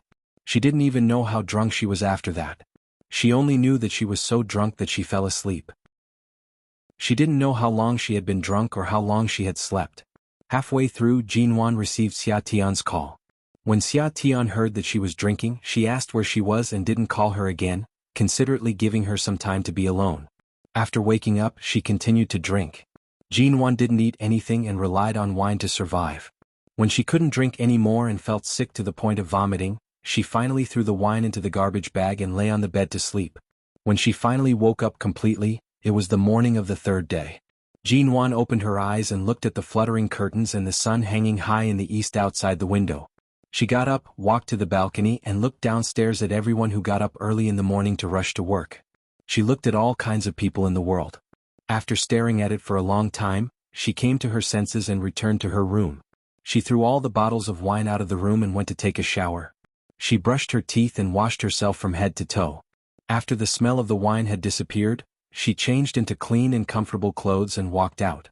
After carrying her bag and leaving the hotel, she passed by a hair salon. Jean Wan entered and cut her waist-length hair into a shoulder-length, medium-short haircut. As she left the salon, Jin Wan tossed her hair and recalled what Feng Ling had said. After cutting her hair short, it was indeed very comfortable. She didn't care about the 3,000 strands of worry. What was important was that it was really relaxing. She went to a nearby vegetarian restaurant to have a full breakfast and then returned to the studio to resume her normal work in life. A week later, Mr. Zan specially came from England to discuss the joint venture. Mr. Vince of BGY Group was still interested in her and hoped to persuade her to give up the idea of going to England. However, Jin Wan still signed a contract with England. Once it was signed, she would probably develop in England for 2 to 3 years after leaving Haicheng. Xia Tian would temporarily take over as the person in charge of Mo Nguyen's studio. However, Xia Tian insisted that she was only managing. If Jin Wan dared to not return after 3 years, she would directly take the people from the finance department and leave. At that time, not only would she lose the studio, but her best friend would also run away. She wanted to see where she could go to cry in the future. Anyway, Xia Tian did indeed threaten her like this. After that, there were various preparations for staying in England for a long time. In the end, only Xiao Ba and a few interns who hoped to receive various work training opportunities decided to follow Jin Wan to England. Xia Tian would bring a group of veterans from the studio to oversee Mo Nguyen's studio in Haicheng. All these arrangements were settled. These 3 years you really don't plan on coming back. The day before they left for England, the group of colleagues in the studio gathered for another meal. Jin Wan was on her period tonight, so she did not drink. Xia Tian asked for a hot water bag from someone in the restaurant and handed it to her. She then watched as Jin Wan pressed the hot water bag against her stomach and sat by her side. She casually asked, "If Mr. Zand is willing to let me return, I will definitely come back. However, if the development there is too busy every day and I really can't leave, I can't guarantee that I won't be able to return," Jin Wan said. "You're leaving tomorrow. Even now, you don't plan on meeting Mo Jingshan to say goodbye?" "There's nothing to say goodbye to." Jin Wan's expression was calm and indifferent. Everything that needed to be said had already been said. After signing the divorce agreement, Jin Wan did not see Mo Jingshan again. Indeed, there was no need to see him. She only vaguely heard that Shine Group was about to make a big move. Mo Xiaoza frequently traveled between Haicheng and Los Angeles. The Western financial world and the Chinese business world were all discussing whether Shine was really going to change owners. They wondered if Mo Jingshan, who was already a dark horse in the country, was going to take over Shine Group. Chapter 419. Jin Wan bought an apartment of more than 200 square meters near the studio building and placed all her belongings in it. After all, there were too many clothes and various items. She couldn't bring so many things with her. It was already late. After Jin Wan packed her luggage, she sat on the carpet and looked at the blue diamond in her hand. It was as though she could still remember every time Mo Jingshan held her hand, the occasional pause when his slender knuckles stroked her ring finger. He had never placed any restrictions on her. He didn't even force her to wear a wedding ring. However, he had always helped her find the best things in the world. For example, this blue diamond. Whether it was made into a precious blue diamond pendant or a blue diamond ring, it was the most precious piece of jewelry in the world. He chose a blue diamond for her and left it up to her to decide what to do with it and how to make it. Just like now, they had let go of each other. He gave her a free world and let her create her future life as she pleased. He would no longer participate in it. Jin Wan put the blue diamond back into the velvet box and left the box in this apartment without taking it with her. The second week after Jin Wan left for England, she heard that Mo Jingshan had also left High City for Los Angeles. Jin Wan never saw him again, nor did she contact him again. For a long period of time, because the people around her had little contact with America and High City, she did not hear any news about Mo Jingshan. She also did not take the initiative to investigate or ask about him. However, later she heard that Mo Xiaoza was struck down by pressure from various Chinese enterprises and that Shine Group's stock market almost collapsed. Several months later, America's Shine Group's new CEO took over. At that time, Jin Wan was busy with the joint venture in London. Every day she was tortured by Mr. Zan's business methods and often worked late at night. She did not even have time to rest and did not have the energy to care about other things. From the very beginning, High City's Mo Nguyen studio had taken the right path because it had identified the domestic business opportunities and had been developing well. In this way, the various funds obtained from the studio could support Jin Wan's partner company. Mr. Zan was also a very shrewd financier and businessman. He taught Jin Wan how to use these funds to pave the way step by step. After staying in England for a year, Jin Wan was doing very well. The company was successfully established, and Mr. Zand felt that her Mon studio could become the main business target of the company. Thus the company name could not be changed. However, Jean Wan still removed the two words Mon. In the end, the entire company was officially registered and changed to MN. After that, because the company set its sights on the internet industry, real estate industry, technology research and development industry, and mobile software development industry, these were all booming industries, it had more and more subsidiaries under its name. In the end, under the unstoppable trend, the MN Group was established. Mr. Zand had many companies under his name that he had single-handedly supported. Thus, from the very beginning, it was agreed that on the day the company was formed, 49% of the shares would belong to Mr. Zand. People like him who only relied on their brains to make a living had too many shares in their hands. He was also a shareholder of too many companies. Jean Wan was also very impressed by such a person. Mr. Zand was already over 40 years old. Thus, from the very beginning she had treated him as her teacher. Originally they had agreed that 51% of the shares would belong to him. However, in the end Mr. Zand gave Jean Wan 2% and returned her the status of a shareholder. He held on to 49% of the shares and became a carefree immortal who had nothing to do and was waiting for money. With the status of a shareholder in Jean Wan's hands, she was naturally the one in charge of MN. All the responsibilities were placed on her. With the greatest responsibility, the greatest pressure, and the greater the motivation. Jean Wan's life became busier and busier. She was so busy that she could barely take care of herself. Furthermore, the company's development was not as smooth as it had initially been. In recent years, the momentum of the domestic and foreign real estate development industry and the mobile software industry was too strong. At the same time, there were too many similar products competing with each other. No matter how capable Jean Wan was, there would always be a day when someone would snatch her away. For example, the company had just invested several hundred million yuan to develop a few pieces of software to deal with the market. However, not long after it was developed, it would be imitated by others. Furthermore, the tallest tree in the forest would be destroyed by the wind. There would always be people trying to hinder MN Group's development. Even though the products were listed at the same time, those that belonged to MN Group would not be approved immediately, causing all the money invested to go down the drain. London was a place with heavy humidity all year round. When Jean Wan first arrived, she would have rashes all over her body. Her body that was afraid of cold and wet suffered a lot in the first half of the year. Later, in order to avoid skin inflammation which she didn't know was caused by acclimatization or her delicate body, she began to give up on all short-sleeved clothes. Every day she would either wear long sleeves or long skirts. She also tried to walk outdoors as little as possible. This way the rashes on her body and face gradually improved. It was precisely because she dressed like this every day that her originally fair skin became even fairer and more tender. In the eyes of many tall British men, she was indescribably beautiful. Jean Wan had many suitors. Xiao Ba, who had always been by Jean Wan's side, completely understood Jean Wan's temper and had helped her reject many of them. Occasionally, when she encountered some difficult suitors, Jean Wan would personally deal with them. She would often display her true colors and make the other party speechless. By the second year in London, the originally thriving MN Group had fallen into an unprecedented financial impasse. Mr. Zand had accompanied her to pave the way for the early stage and was now busy advising other companies. He couldn't spare any attention to help Jean Wan. Furthermore, he believed that Jean Wan was capable enough to tide through the difficulties and didn't need to rely on others' help. After that, MN Group staggered through a year-long financial crisis. However, it was temporarily overshadowed by many companies who had finally seen a business opportunity and completely copied their company's business model. The money they earned in the first year was greatly lost in the second year. At the end of the year, the little money they had left was completely emptied.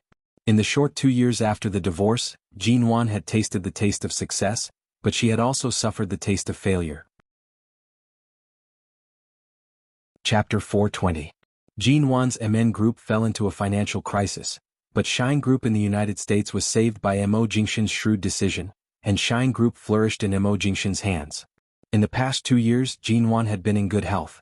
Her complexion had become ruddy, and her overall health index had been rising. However, in the past 6 months she had lost a lot of weight because of the financial crisis and all kinds of pressure. She didn't eat on time, but lived a regular life that even she found incredible. But she was under too much pressure and had too many things to do. Even if she often slept to catch up on sleep when she was not busy, the pressure of day after day still hovered over her head. Carrying a multinational group was not as simple as carrying a small studio.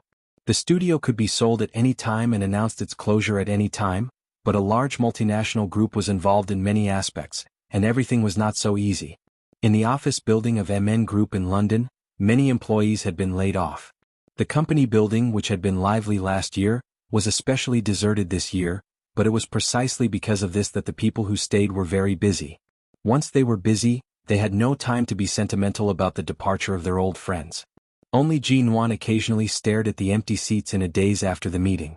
Those empty seats were the directors and managers of several departments who had resigned and left because they no longer thought highly of MN Group. This was the reality of society. When you won, others would crowd around you, but when you looked like you were about to lose, some people would decisively leave before everything became a foregone conclusion. Their gazes would also quickly turn elsewhere, no longer as eager as they used to be. On the left side of the conference room was a huge circular floor-to-ceiling window, facing the direction of China. From afar, across the mountains and rivers of the earth, it seemed that the blooming flowers of High City at this time could be seen. Sometimes when Jin-Wan returned from work and lived in the same apartment as Xiaoba, she would always go over to see Xiaoba and Xia Tian's video chat, but she didn't take the initiative to send a video chat. What on earth had changed in 2 years? A year ago, things like Weibo became popular in the country, and the number of communication software on mobile phones increased day by day.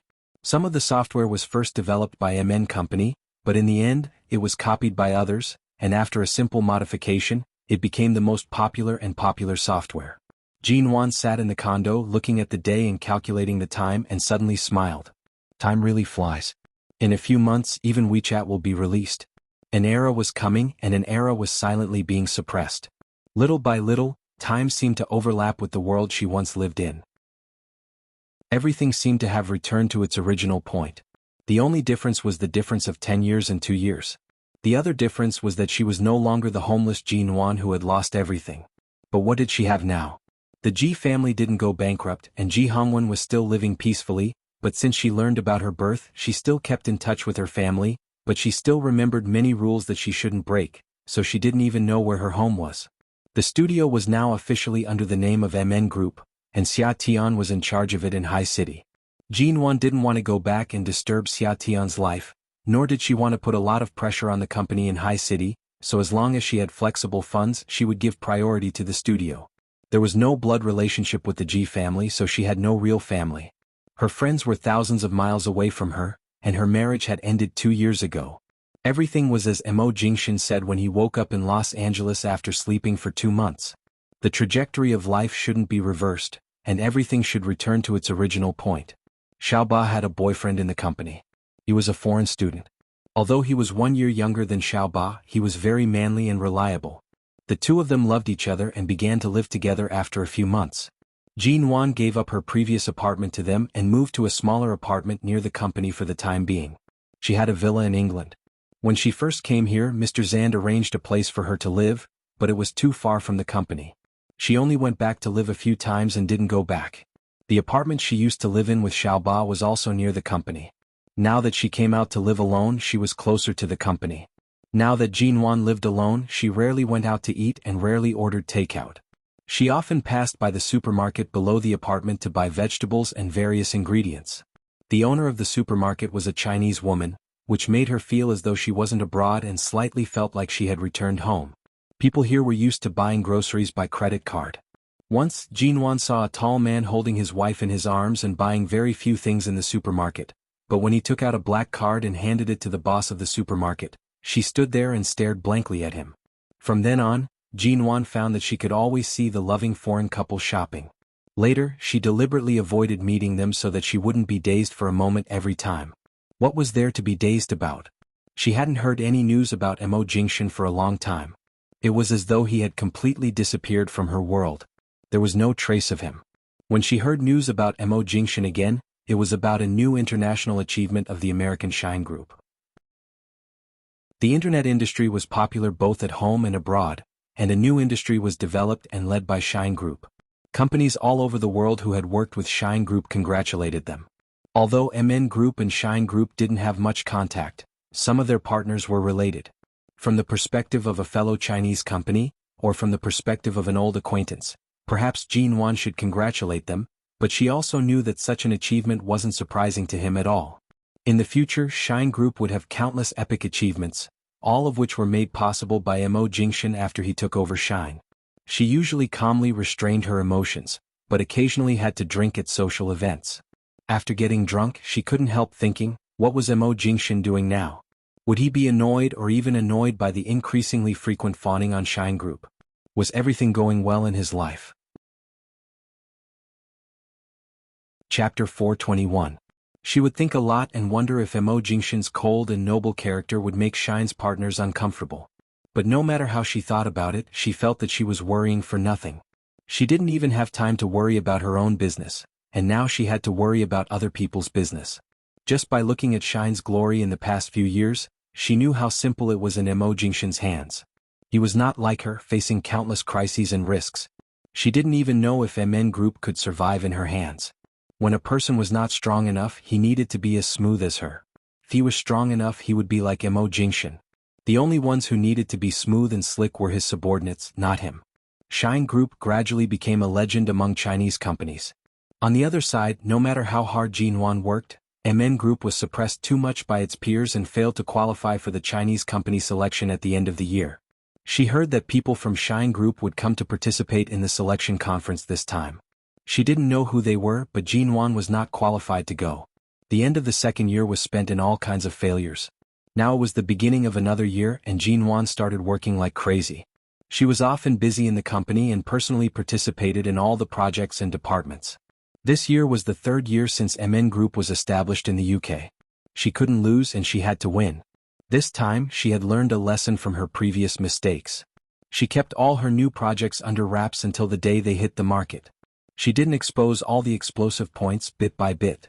Not only did she attract the attention of consumers, but she also made it difficult for her competitors, who were eyeing her covetously, to see through her plans and projects.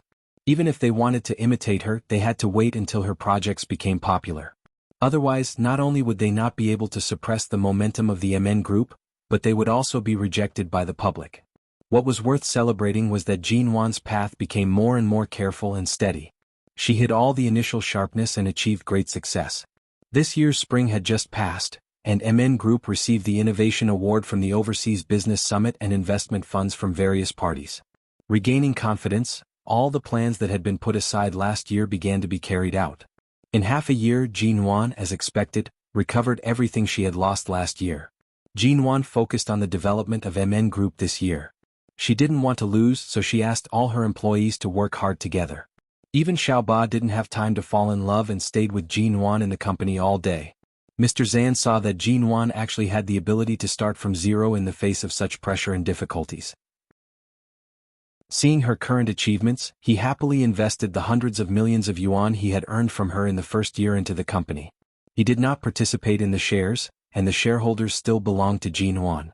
This old fox invested money when it was profitable, and when it was losing he withdrew his net.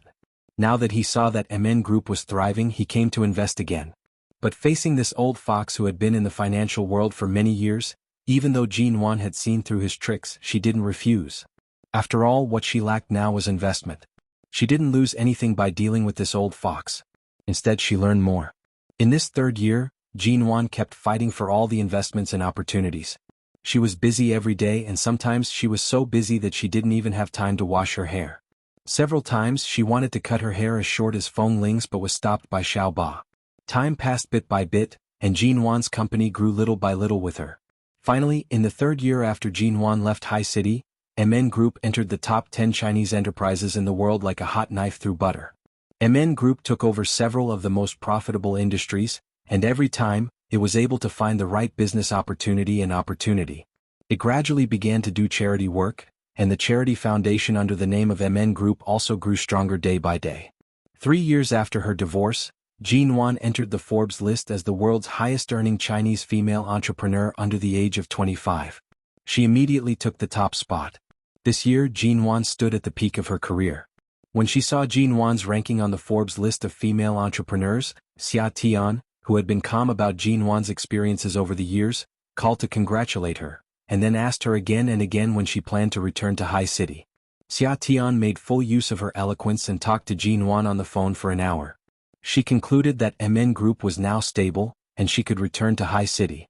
After all, her home was in High City, and she could move the headquarters of MN Group back at any time. Many Chinese enterprises started their business abroad and then moved their headquarters back to China. This was not difficult, and it was up to Jin Wan when she decided to do it. Xiaoba was more casual. She had worked hard with Jin Wan for several years and would go wherever Jin Wan was. In the end, Jin Wan just said she would think about it and didn't continue the topic. Jin Wan heard 3 pieces of news recently. One piece of news was that Shuyan had actually gotten married half a year ago. She was married to a foreign entrepreneur. It was said that he was a man with the blood of 4 countries. After getting married, he lived in New York and had already quit all his jobs at Shine Group in Los Angeles. The other news was that major industries in China were about to be shaken. It was indeed a good time to move the headquarters of MN Group back to High City. High City was one of the largest cities in China.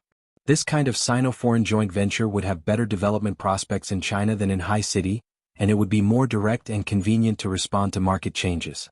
The third news was that Xia Tian was pregnant and was about to give birth, but she had been helping Jin Wan look after the studio in High City, which was the current subsidiary company, and hadn't told Jin Wan about her pregnancy. Recently, she had been urging Jin Wan to go back because she was afraid that one day she couldn't hold on and would directly go into the delivery room. After giving birth, she couldn't help Jin Wan for the time being. For a moment, she didn't know whether to arrange for someone else to take over or to call Jin Wan back. Xia Tian and Jin Wan were the same age, so it was not strange that she was pregnant now. But what Jin Wan couldn't understand was that Xia Tian and her criminal police captain boyfriend hadn't even held a wedding yet, right? Could it be that this woman was courting death by quarreling with her boyfriend and then hiding the fact that she was pregnant? It was said that the criminal police captain had been busy chasing down drug dealers for the past year and hadn't returned to High City for a long time.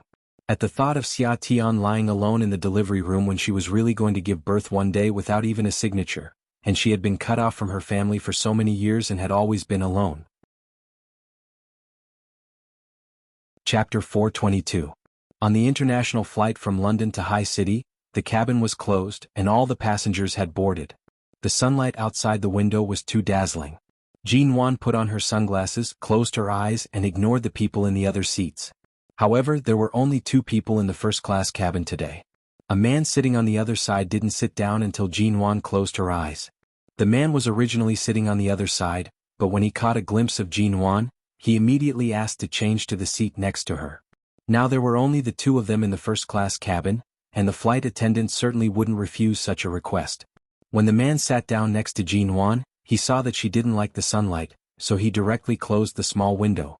Jin Wan sensed something, opened her eyes, glanced to the side, and was about to close them again when she suddenly paused, took off the sunglasses on her face, and looked at the man sitting next to her. "Hi." The man greeted her. Jin Wan looked at him for a while and then said, "Shenmu?" Shenmu smiled and held back the words Mrs. Mo that were on the tip of his tongue. He hesitated before saying, "Miss Ji, are you going back to China?" Jin Wan didn't expect to meet Shenmu in such a place, but she wasn't surprised. She just looked at him and said, "Yes, I'm going back." "What a coincidence. I went to London on a business trip a few days ago and was about to return today. I didn't expect to meet you here. Some time ago, I heard that MN Group was going to move its headquarters back to China, but I didn't hear much about it. I didn't expect it to be true." Jin Wan didn't speak, which was a tacit agreement. Shenmu had always been a man of few words, but perhaps because they hadn't seen each other for several years, he rarely spoke warmly as if they were old acquaintances. "Miss Ji, you've appeared in the news a lot these years. This year, you even made the Forbes list of female entrepreneurs. I didn't expect you to become so powerful in just a few years. In the past, many people didn't think highly of you when you were in the real estate industry, but now the real estate industry has been soaring, and your income is really amazing. This year, most of the companies in the real estate industry are winners. I have to say, Miss Ji, you really have foresight." As a young female representative of Chinese enterprises in the past 2 years, Jin Wan's name had already spread far and wide. Several flight attendants at the airport heard their conversation and couldn't help but look at her. On these foreign airlines, most of the flight attendants were young men. Those people looked at Jin Wan, only to see that Jin Wan did not move, as if she did not hear Shenmu's words. She just sat there quietly listening without any response, nor did she smile politely. "It's not inconvenient. Nowadays, young, beautiful, and obviously rich girls like you had better not take a strange car. It's easy to get into trouble. Shenmu's following words faintly reached her ears. Jinwan glanced at him and smiled, but still rejected him. No, I happen to have a frequent customer here after I get off the plane. I'll take their car back. I won't bother you. Shenmu's words were suddenly stuck in his throat. He thought for a while and said, Xiaomo may go to the company today. Don't you want to see him? However, when he said this, the plane landed. There was a loud sound of the plane's wheels landing, the sound of the plane sliding on the flat ground, and a series of announcements in English and Chinese from the cabin announcing that the plane had landed safely. There were so many noises around that he didn't know whether Jinwan heard it or not, but she put on her sunglasses again at this moment and didn't respond. The author's words. Chapter 423.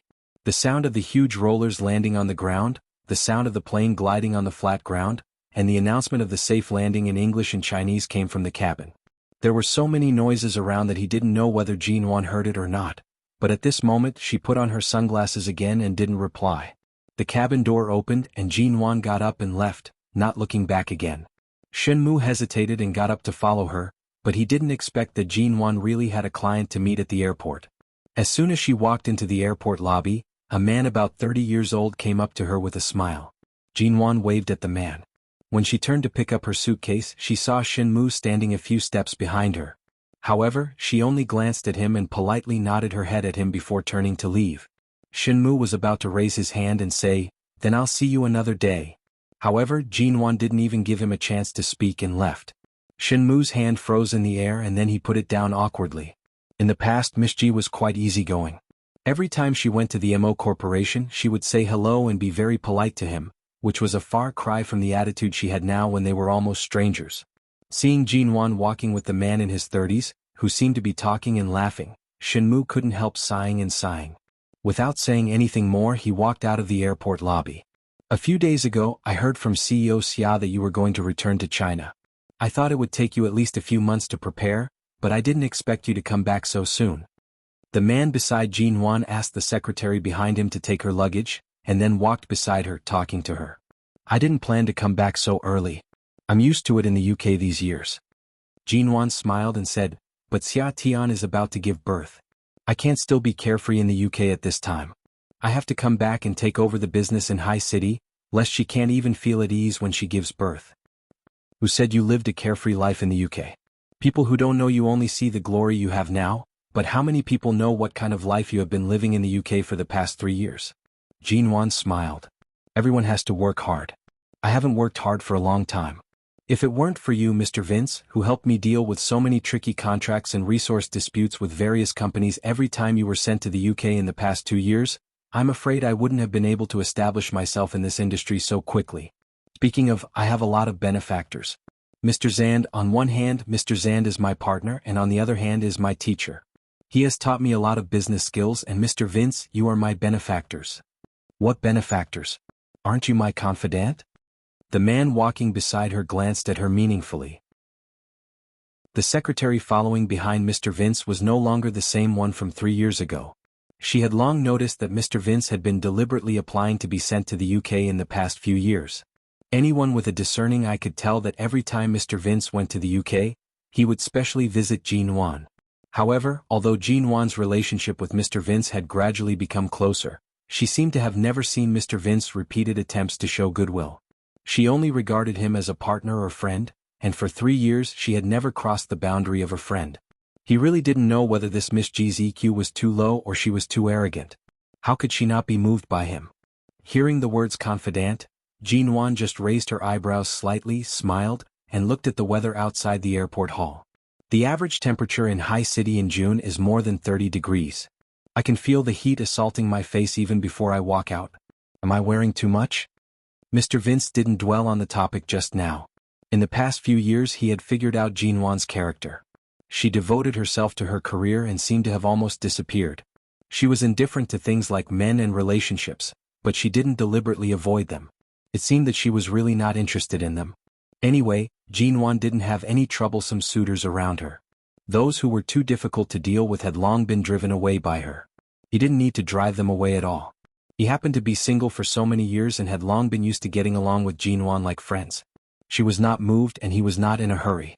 The weather in London is too cold. It must have been a long time since you felt the sunshine in High City. You're indeed wearing too much. Do you want to change? I'll wait for you. Mr. Vince glanced at the long-sleeved blouse and jeans Jinwan was wearing and turned back to signal his secretary to bring Jinwan's suitcase over. Why don't you go first? I'll call a taxi and go back after changing. Today I'm flying from London to High City, and you're flying from Hong Kong to High City. It's just a coincidence that we met at the airport. Just now, I heard from Secretary Yang that you arrived at the airport 3 hours ago. If I had known, I wouldn't have kept you waiting. I'd be too embarrassed to keep Mr. Vince waiting. Jinwan said as she took off her sunglasses and put them in her bag. She carried her suitcase and looked around for a bathroom. I don't have anything to do in the company this afternoon. How long will it take to change? I'll wait for you. Mr. Vince stood in place and pointed to the right 200 meters away. Over there. Jinwan looked in the direction he pointed. There was indeed a bathroom. She nodded politely to Mr. Vince with a smile, turned around and pushed her suitcase in that direction. More than 10 minutes later, Jinwan came out of the bathroom after changing her clothes. Her light striped blouse and jeans had been replaced by a bright red spaghetti strap dress. Her shoulder-length hair was casually bunched up behind her head, revealing her snow-white neck and collarbone. She looked cool, casual, and not deliberately seductive. After changing her clothes, she was about to call Xia Tian because Xiao Ba and the others had returned to High City a few days earlier. She was about to call Xia Tian to tell her that she was safe, but when she looked up, she saw that Mr. Vince was still standing there, waiting for her patiently. Mr. Vince saw Jinwan change from a distance and gave her a smile of praise and appreciation. After Jinwan walked in, the secretary behind him took Jinwan's luggage. Many passers-by couldn't help glancing at the beauty in the red dress. It was not uncommon to see such a beautiful and fair-skinned beauty, but the temperament of this beauty in the red dress was particularly eye-catching. The kind of beauty that was beautiful but not arrogant, glamorous but not conceited, and completely unrestrained and composed made many men look at her. Even Secretary Yang couldn't help glancing at Jinwan. No wonder Mr. Vince, who didn't want to marry, could fall for Miss G.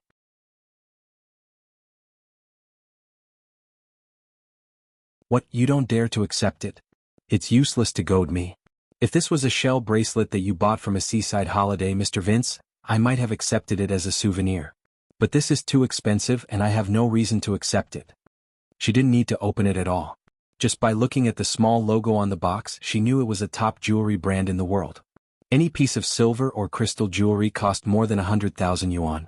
Even though both of them were rich, she couldn't accept a simple gift. Seeing that Jinwan was so determined, Mr. Vince didn't say more and put the box on the seat with a faint smile. All right, I won't force you. If you don't like it, I won't give it to you again. Knowing Mr. Vince's feelings for her, Jinwan usually wouldn't allow a man who had improper thoughts about her to stay with her for too long or become her friend.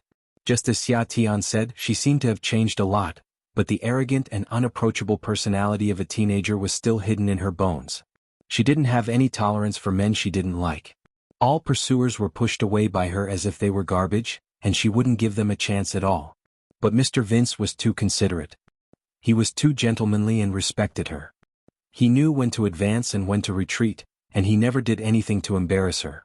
As time went by, this man had appeared for a long time, and he did help her several times in London, so she couldn't push him away. Friend? Sort of. At this moment, Jinwan's cell phone rang. Sorry, I have to take a call. Mr. Vince didn't speak. When Jinwan answered the phone, he got out of the car and asked his secretary to bring her suitcase down. Then when he saw Jinwan put down the phone after a few minutes, he opened the car door for her in a gentlemanly manner and said with a smile, "Miss G, please." Jinwan put her cell phone back in her bag, nodded politely to Mr. Vince and got out of the car, declining his request to send her back to the building. When their car drove away, Jinwan walked into the office building with her suitcase. Although she hadn't been in High City for years, the security guards and staff at the gate recognized her as the president of the MN Group, so she walked unimpeded and no one dared to stop her. As soon as he entered, he saw two tall and fat men making a lot of noise at the front desk. They were smashing things and smashing cups. The two front desk ladies standing at the front desk were holding the landline and making a phone call nervously. Jinwan glanced over there and heard one of the men who was smashing things say, "Ask the person in charge to come out. We bid for a piece of land first. How did it become your MN Group overnight?" Relying on the fact that the MN Group has been doing well in the domestic real estate industry in the past 2 years, you even dare to rob our Heng Cheng's land, don't you? You guys sure have guts. Sir, don't be impulsive. This building is so tall that it will take a while for a normal person to take the elevator down from the office. Besides, as you saw at the bidding meeting last time, our CEO Xia is pregnant. Even if she wants to go downstairs, she has to wait. Don't smash things. After putting down the phone, the receptionist looked at the 2 tall men in horror and nervousness. She didn't dare to stretch her hand forward, but she still spoke carefully, lest she really broke something. What's wrong with being pregnant? You can rob our Heng Cheng's land just because you're pregnant? You've taken the net profit of that land. Do you think our boss doesn't make a living? How dare you rob the land we agreed on? Do you really think the real estate industry in High City belongs to your MN Group? Chapter 425. Tell that Xia woman to come down right now. If she doesn't come out to see us today, I'll dig the baby out of her belly. Let's see if she can keep pretending. Seeing that the 2 men were about to turn around and smash the huge blue and white porcelain vase next to them, the company's security guards had already rushed over. Although the blue and white porcelain was not touched by them, several people were tangled together and the scene was chaotic. COG, you can go upstairs first. The staff member who had just led Jin Wan into the door felt a headache when he saw this scene. He stood by Jin Wan's side and whispered, "What's going on? Do they often come here to make trouble?" Jin Wan didn't enter the elevator but stood by the elevator door and looked in that direction. The staff member stood behind her and whispered, "Last month, the boss of Heng Cheng Real Estate Company went to the government to get a piece of land for a new square. The government was about to bid for it, but this month they suddenly accepted our bid. I don't know what they were thinking. They had already negotiated with Heng Cheng, but they changed their mind halfway and put our bid in, so the project became our company. The boss of Heng Cheng Real Estate Company is a tough guy. It said that he used to be a gangster and even the government had to give in to him, but now the government put the blame on us, saying that we gave up enough profit. Now I don't know if there's any conflict between Heng Cheng and the government, but the person in charge of the bidding pushed our company out as a shield." With that, the staff member saw several more security guards coming in. Fearing that these people would bump into Jin Wan, he hurriedly pulled Jin Wan aside and whispered, "Our company has been in the limelight these years. It was just a branch company, but now it's said that the headquarters will be moved back. Many local real estate companies and technology companies in High City want to target us. Xia didn't want to tell you about this, but I didn't expect that you would see this as soon as you came back." Hearing this, Jin Wan didn't speak and turned to look at the elevator. The number on the elevator went down from the top floor. It seemed that Xia Tian was about to come down. She glanced at the group of people who were twisting into a ball and said coldly, "Call the police first." Then she was about to go over. However, the staff hurriedly pulled her back. "If we could have called the police, we would have done so long ago. These people have come to cause trouble several times. It's just that they were just threatening before and didn't really smash things. Who knew that they would actually come and smash things today? Their boss has some connections with the police. Even if you have connections, you should call the police first. Do all the police stations in Haicheng have connections with them?" Jin Wan asked. The staff was stunned for a moment before nodding. "All right." Jin Wan coldly turned her eyes away and walked over. She walked into the crowd surrounded by security guards. Some of the security guards had seen Jin Wan in photos and some didn't know her. Seeing such a young and beautiful lady suddenly coming in, some of them hurriedly raised their hands to stop her. Jin Wan pushed them away and looked coldly at the 2 strong men who had just pressed 3 or 4 security guards to the ground. "I'm in charge of this place. If you have any problem, just say it. Do you smash things to show that you are not to be trifled with, or do you just want others to see your ugly, rabid behavior?" The 2 men immediately glanced at her fiercely. They thought they would see Xia Tian, the pregnant woman, but they didn't expect it to be a beautiful woman in a red dress with a perfect figure. They immediately snorted coldly, pushed away the arm of a security guard who had just been twisted, stood up and walked over. The 2 men were at least 1.9 meters tall. The moment they stood up, the people around them subconsciously took a step back. Jin Wan stood still and looked at the 2 men calmly and coldly. They stood in front of her and looked her up and down for a long time with fierce faces, but the woman in front of them was not inferior to them at all. One of the men suddenly sneered, reached out to pinch her chin, and reached out to her in a very disrespectful gesture and movement. But before his hand touched her chin, Jin Wan still didn't move and said in a low and indifferent voice, Since the government chose to give that land to MN Group, it means that your company has lost the negotiation with the government. Hung Cheng Company was abandoned by MN Group and lost the first round. What you should do now is to go to the government to find out the truth and find a way to protect yourself instead of smashing things here. You can smash things here, but I'm afraid you can't afford the price. The tall man who had just raised his hand paused. For a moment, he didn't seem to understand what Jin Wan meant, but her fearless aura made the two men look at her up and down in confusion, as if to determine if she was really in charge of this place. Wasn't it said that the person in charge of High City MN Group was Xia Tian? Where did this woman come from? That's right. It's obvious that you're not strong enough and only want to get benefits. You went to the government, but in the end you still failed to get this piece of land. Instead of thinking about the problem, you came directly to MN to make trouble. Does the boss of Hung Cheng really think that our MN Group is isolated and helpless in High City with only me, a big belly, in charge? Does he think he can step on us easily? Outside the crowd, Xia Tian, who claimed to be a pregnant woman, came over in a loose summer dress with a round belly. Although her belly was already very big, she didn't lose to others at all and even looked fiercer than Jin Wan. The two men took another look at Xia Tian and looked back and forth between Xia Tian and Jin Wan. One of them said angrily, "Which one of you is in charge here? You're as stupid as asking the parents of a child who is the legal guardian. Are you blind or are you too ignorant to know that you don't even know CEOG of MN Group? How on earth do you survive in the real estate industry?" Xia Tian walked into the crowd and ignored the two men's fierce looks disapprovingly. She just leaned over to Jin Wan and whispered, "You've just come back and you've already encountered such a disgusting thing. It's really embarrassing for me." Chapter 426. Xia Tian patted her belly gently as if she was touching a watermelon. Then she said calmly, "Isn't it obvious? There's no need to explain." Seeing Xia Tian's willing expression, it proved that this was indeed the crystallization of love and not the result of the previous life. Jin Wan's heart that had been hanging by a thread finally relaxed. Now was not the time to ask these questions.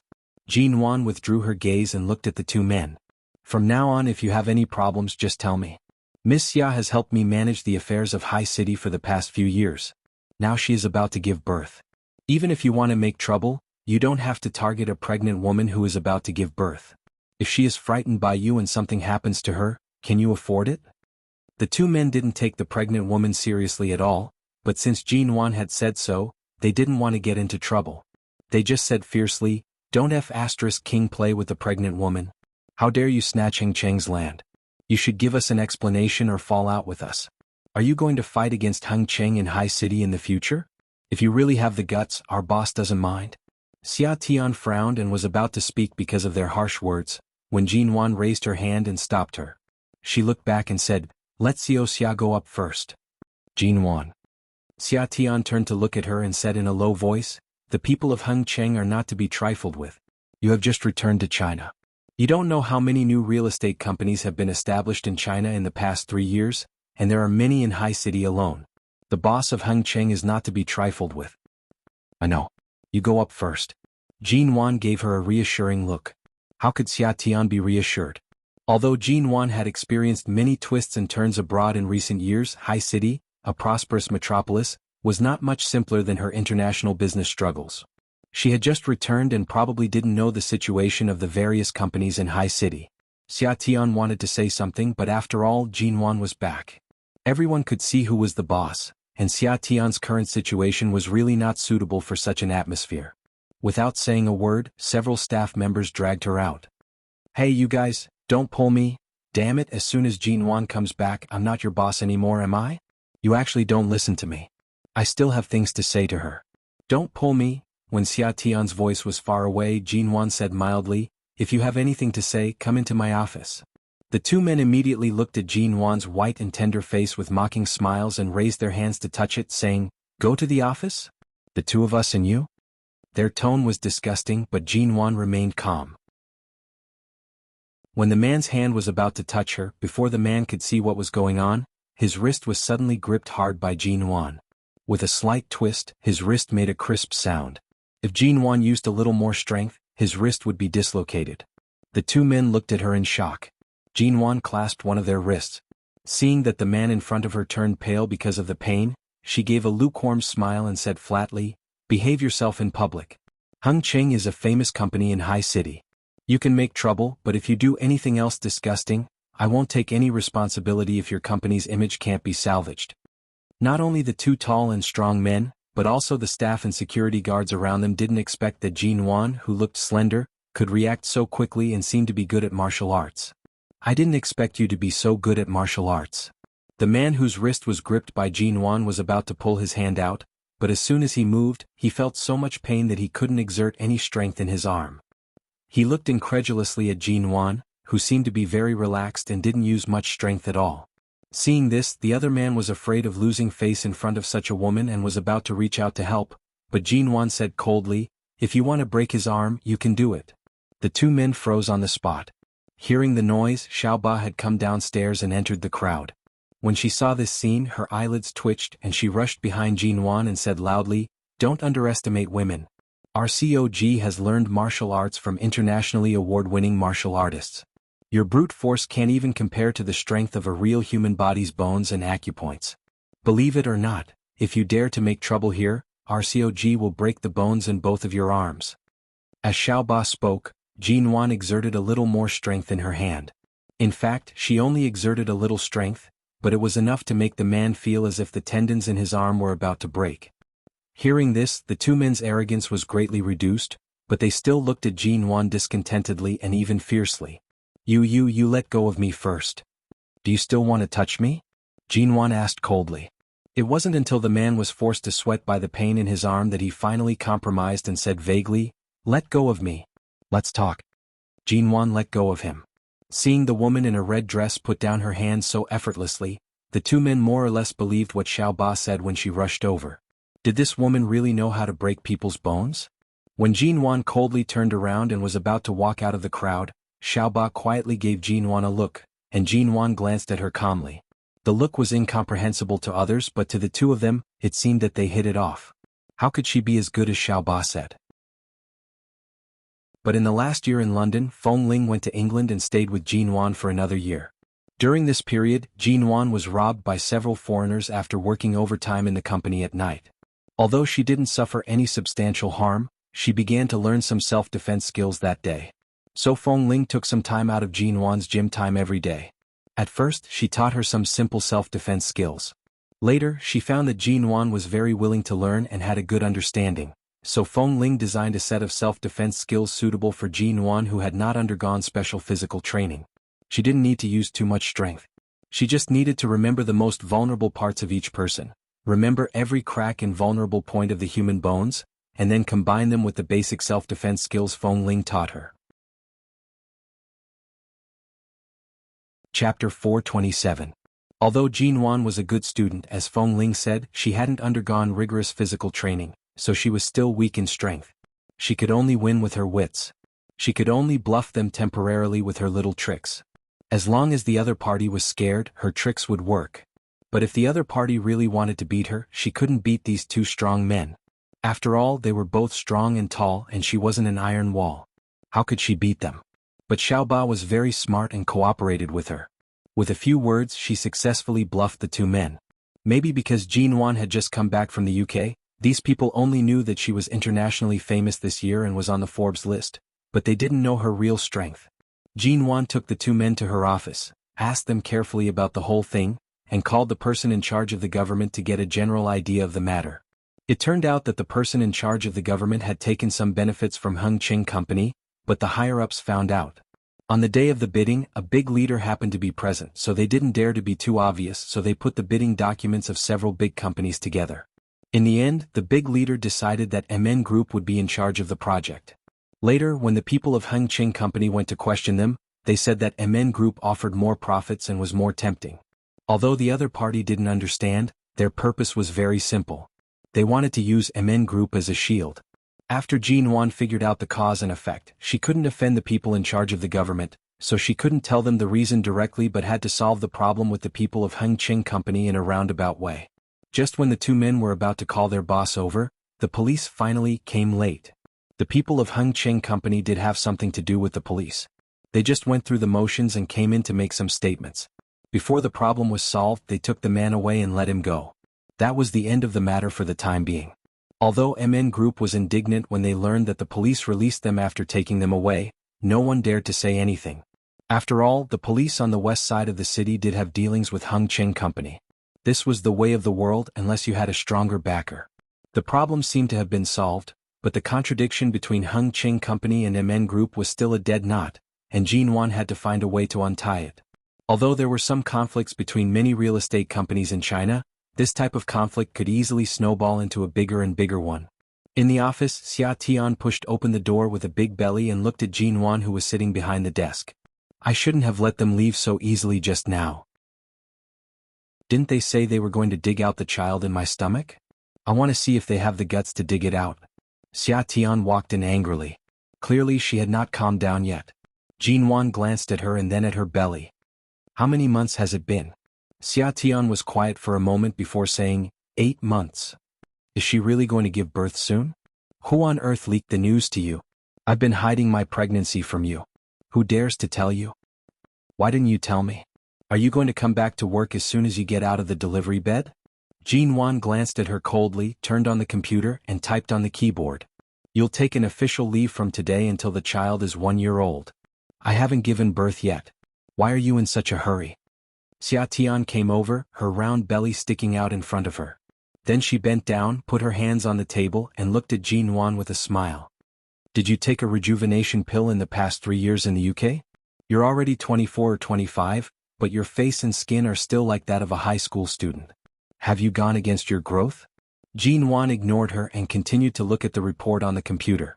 As she read, she said, Give me the things you have now and go back to take maternity leave. Seeing her so focused on work, Xia Tian put her hand behind her waist, held her belly and paced back and forth, saying, You've just come back. I have to hand over the work to you for a few days. Let's talk about it in a few days. Anyway, as long as you're here, it's okay for me to do odd jobs and occasionally help you look at the documents. Okay. Jin Wan closed the report page on the computer, let go of the mouse, leaned back in the chair, and looked lightly at Xia Tian's belly. I didn't see you hold a wedding, but your belly is already so big. Is the baby legally born? Have you gotten the marriage certificate? The corner of Xia Tian's mouth twitched. Yes. When? It's our little criminal police officer. He dragged me to the hospital when he saw me vomiting in the morning. When he found out that I was pregnant, he took me to get a marriage certificate without any hesitation. He even used his connections in various agencies to transfer my household registration that I couldn't steal from my home in S City. Then he directly got a marriage certificate. Jin Wan raised her eyebrows. You used to call me a blockhead, smelly and stubborn, but now you've become a little criminal policeman? Xia Tian didn't explain but just touched her belly and said, in fact, he wanted to hold a wedding, but as soon as he got the marriage certificate, he suddenly had a drug arrest mission and was away for more than half a year. Before I could react from a young girl to a young married woman, I became a huge husband watching Rock in High City overnight. Alas, I really regret it. I shouldn't have impulsively gone to get the marriage certificate with him. Clearly, Xia Tian's face was so sweet that honey was almost dripping out of it, but she was still sighing and saying that she was a husband-gazing stone. Jin Wan was expressionless. In fact, if you want to get a divorce, it's not difficult. Speaking of divorce, I have some experience. Do you need me to teach you? Xia Tian gave her a sideways glance. If I get a divorce, will you be the father of my child? Jin Wan smiled. Sure. Xia Tian rolled her eyes. Don't ruin the flowers of the motherland. If my child can't tell the difference between a man and a woman in the future and can't figure out whether the father is a man or a woman, it will be bad. As she spoke, she glanced at Jin Wan, thought for a moment and said, after moving the headquarters of the company in London here, should we move it to this building? In fact, it's quite inconvenient in the west of the city. There are often traffic jams from here to the city center. There are several new high-rise office buildings in the city center. We can buy them. Chapter 428. It's the current High City branch of the Shine Group, the predecessor of the MO Corporation. The land next to it used to be a bank, but it was demolished and rebuilt. Now it's an office building with more than 80 floors as tall as the Shine Group. Xia Tian wanted to say that if Jin Wan's office was on the top floor, she could be Mo Jingshan's neighbor. After all, they had the same height, the same floor and the same floor-to-ceiling windows. They could see each other as soon as they turned around. However, before Xia Tian could finish her words, she saw Jin Wan's expressionless face. Jin Wan. No. Xia Tian. But although this building is big enough, MN Group is not an ordinary small company in the world. It ranks among the top 10 Chinese companies. Don't you feel aggrieved staying in an office building on the west side of the city? Why should I feel aggrieved? High City is so big and there are many office buildings in the city center. If the west side can't accommodate it, we can go to the east, north, or south of the city or the commercial district. Although the office buildings on the commercial district are expensive, we can afford them. Why do you want me to go to the city center? Xia Tian choked for a moment. She didn't say anything more to avoid provoking her.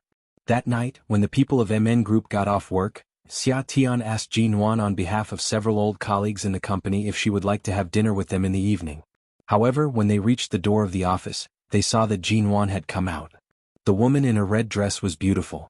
Even if she just walked out of the office, she was dazzling, and several male employees who had just passed by on this floor stared at her. Xiaoba and the others asked if you want to have dinner tonight. Let's talk about it another day. I just came back today. I'll go home and tidy up tonight. Jin Wan pressed the button of the elevator and said indifferently, I don't need to rush to the company. I have to go back to the Ji family. I haven't asked about Ji Menggran for the past 2 days, but recently I heard that there seems to be some news about her. I have to go back and have a look. Okay, then let's move the dinner to the weekend. You haven't been back for more than 3 years, and we old colleagues have been helping you keep the family business in High City. We should get together. Sure. As Jin Wan spoke, the elevator door opened. She turned back and smiled at Xia Tian and the colleagues behind her. Everyone see you tomorrow. Even when the elevator door closed, Xia Tian still stood there and looked at the door. After a long silence, she turned to look at little Mina, who was about to turn around and go to work. She reached out and grabbed her clothes. Xiaoba stumbled as he was pulled. He quickly stabilized his body and turned around in surprise. Sister Xia? Xia Tian pointed to the elevator with her chin and asked, Has Jin Wan been like this in England all these years? What state? Little 8 was a little confused. Just like that? Didn't you say that Mr. Vince often went to England for the past 3 years? Didn't you say that Mr. Vince had been pursuing her, but she had never fallen for him? Did she mention Mo Jingshan? Little 8 shook his head. Never mentioned it. Regarding Mo Jingshan, she hasn't mentioned a single word. Little 8 continued to shake his head. Indeed, he never mentioned it. That night, Jin Wan returned to the apartment of more than 200 square meters that she bought 3 years ago before she went to London. The apartment was near the original office building and was still some distance from the west side of the city. Xia Tian had arranged a car for her to drive back, but in the past 3 years many roads in High City had been built. She was afraid that she might not be familiar with many roads and take the wrong one, so she didn't drive but took a taxi back. In fact, she had only lived in this apartment for 2 or 3 days. After leaving a lot of luggage here, she left and didn't even clean up the room. She opened the door and went in, only to find that nothing had changed inside, but no one had come in to clean it for 3 years. All the furniture was covered with dust, and the suitcases were also covered with a thin layer of dust. Jin Wan walked in with the suitcase in her hand and called the security guard to hire an auntie from a cleaning company. Together with the auntie, she spent more than an hour cleaning up the apartment inside and outside. When the aunt left, Jin Wan went inside and opened the suitcases she had left behind. The clothes she had worn in High City 3 years ago reappeared in her sight, the computer she had used 3 years ago, some paraphernalia, all kinds of, she might live here for a while, so she hung all the clothes she could still wear in the cabinet. When all the suitcases were empty, she picked up the last suitcase and took out all the things in it. She saw the velvet box at the bottom. She paused, looked at the velvet box for a few seconds and then looked away. She knew it was the blue diamond in it. She picked it up, threw a pile of mobile phones, computer chargers and other things into the drawer in the middle of the cabinet, closed the drawer without looking at it, and turned to continue to pack other things. It wasn't until 11 o'clock at night that Jin Wan took a shower and sat down on the sofa tiredly. There were still some daily necessities she hadn't bought. She would buy them tomorrow night. She was really exhausted tonight. After taking such a long flight and dealing with the problem of Heng Cheng Company, she hadn't rested until now and was seriously out of strength. Just as Jin Wan was about to fall asleep on the sofa, her cell phone suddenly beeped, indicating that the cell phone was low on battery. She touched the sofa with her eyes closed and took a look at the cell phone. There was only 5% battery left. She had just returned to China and didn't know how many things she had to do and how many calls she had to answer from tomorrow. No matter how tired she was, she got up and went back to the bedroom, opened the cabinet and took out the charger from the drawer. As soon as she took out the charger, the velvet box she had thrown in the cabinet was scratched open by a wire, and the blue diamond safely placed in it fell out of the box, fell on the carpet at Jinwan's feet, rolled on it and finally stopped. Jinwan paused for a moment and lowered her eyes to look at the blue diamond on the carpet. She slowly plugged in the charger, squatted down and picked up the blue diamond. The light in the bedroom was not turned on, and the blue diamond was reflected by the moonlight coming in through the window. If she suddenly decided to return something that she couldn't return 3 years ago, she would be provoking Grandfather Mo and the Mo family. But if she didn't return it, what should she do with this diamond? Would she just leave such a precious thing at home for no reason? Chapter 429. The next morning, Jinwan went back to the Ji family. In the past 3 years, Ji Hongwen was still the same. When he was in good health, he could walk alone, but when he was in poor health, he had to walk slowly or ask his assistant to help him. Fortunately, Ji Hongwen didn't have any serious illness, so the Ji family didn't go bankrupt, and Ji Hongwen didn't die in the hospital. Instead, the Ji Corporation was more stable in the business circle than before because Jinwan invested a sum of money in some new projects. Dad, didn't you say Minggran returned to High City 2 years ago? Didn't she tell you where she was in the past year? Jinwan helped Ji Hongwen walk on the lawn in the front yard of the Ji family. Ji Hongwen smiled. No, it's good that she's still alive. She didn't want to tell me, so I didn't ask. Besides, she rarely returned to the Ji family in the past 2 years. Instead, he paused and took a look at Jinwan. Minggran almost doesn't regard the Ji family as her home. I rarely see her, but the only thing I'm sure is that she doesn't have to worry about food and shelter. She must have a good backer. A few days ago, I heard from a servant that she saw Minggran in the department store. She got into the Xing family's car. The Xing family? Xing Yihan? Jinwan's gaze faltered, and she exchanged a silent look with Ji Hongwen. Even though Ji Hongwen didn't say much, his meaning was obvious. He gave her some hints. But after all, Minggran was his daughter. He couldn't directly remind Jinwan to be careful of the Xing family, but he wanted to let Jinwan know. Jinwan continued to walk with Ji Hongwen's help, saying, I know. Don't worry. As long as Minggran doesn't target me, I won't make trouble for her. Ji Hongwen sighed. I also hope that she won't target you. Even if she does, with her little ability, she'll just run in front of you and show her cowardice. Of course not. Don't underestimate your daughter. Minggran is very thoughtful. She won't let herself be taken advantage of. Besides, she has Xing Yihan as her backer now, doesn't she? Jinwan curved her lips into a smile. She had said these words to make Ji Hongwen happy. Toward Ji Minggran, she had never intended to be soft-hearted. Ji Hongwen shook his head, coughed, and asked Jinwan to help him sit down on the bench in the yard. After sitting down, Ji Hongwen sighed. If Xing Yihan really loves her, then it's fine. But I know how he feels about you and Minggran. He won't easily change his mind. As for keeping Minggran by his side, I'm afraid he has other plans. When the two of them got together, it was nothing more than a superficial effort. To put it bluntly, they were using each other to get what they needed. Jinwan didn't say much but just smiled. Dad, don't worry. I'm not a child anymore. I'm in control of my own life. What path I want to take is also my own choice. It's useless for you to worry about it. Ji Hongwen nodded and sighed. Yes, you've all grown up. I really can't care too much. Both of you have your own things to do, especially you. In just a few years, you have become the benchmark of young female entrepreneurs in the business world. I was not as good as you when I was young. With this, Ji Hongwen paused and then said, It's been some years since your mother passed away. In a few days, when I feel better, accompany me to the temple to worship her. By the way, let her see how you look now so that she can rest assured in heaven. Okay. Jinwan helped him up from the bench. In the afternoon, before the MN group got off work, Jinwan went to the company. Seeing her, Xiaxi came over with her round belly and asked her at the desk, Did you go back to the Ji family to see your father this morning?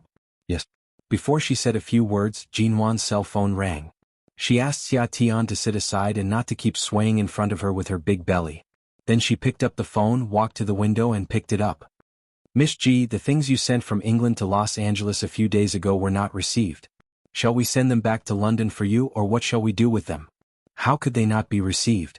Couldn't they have been sent back in the past few years? Well, these things were sent to the prison every few months.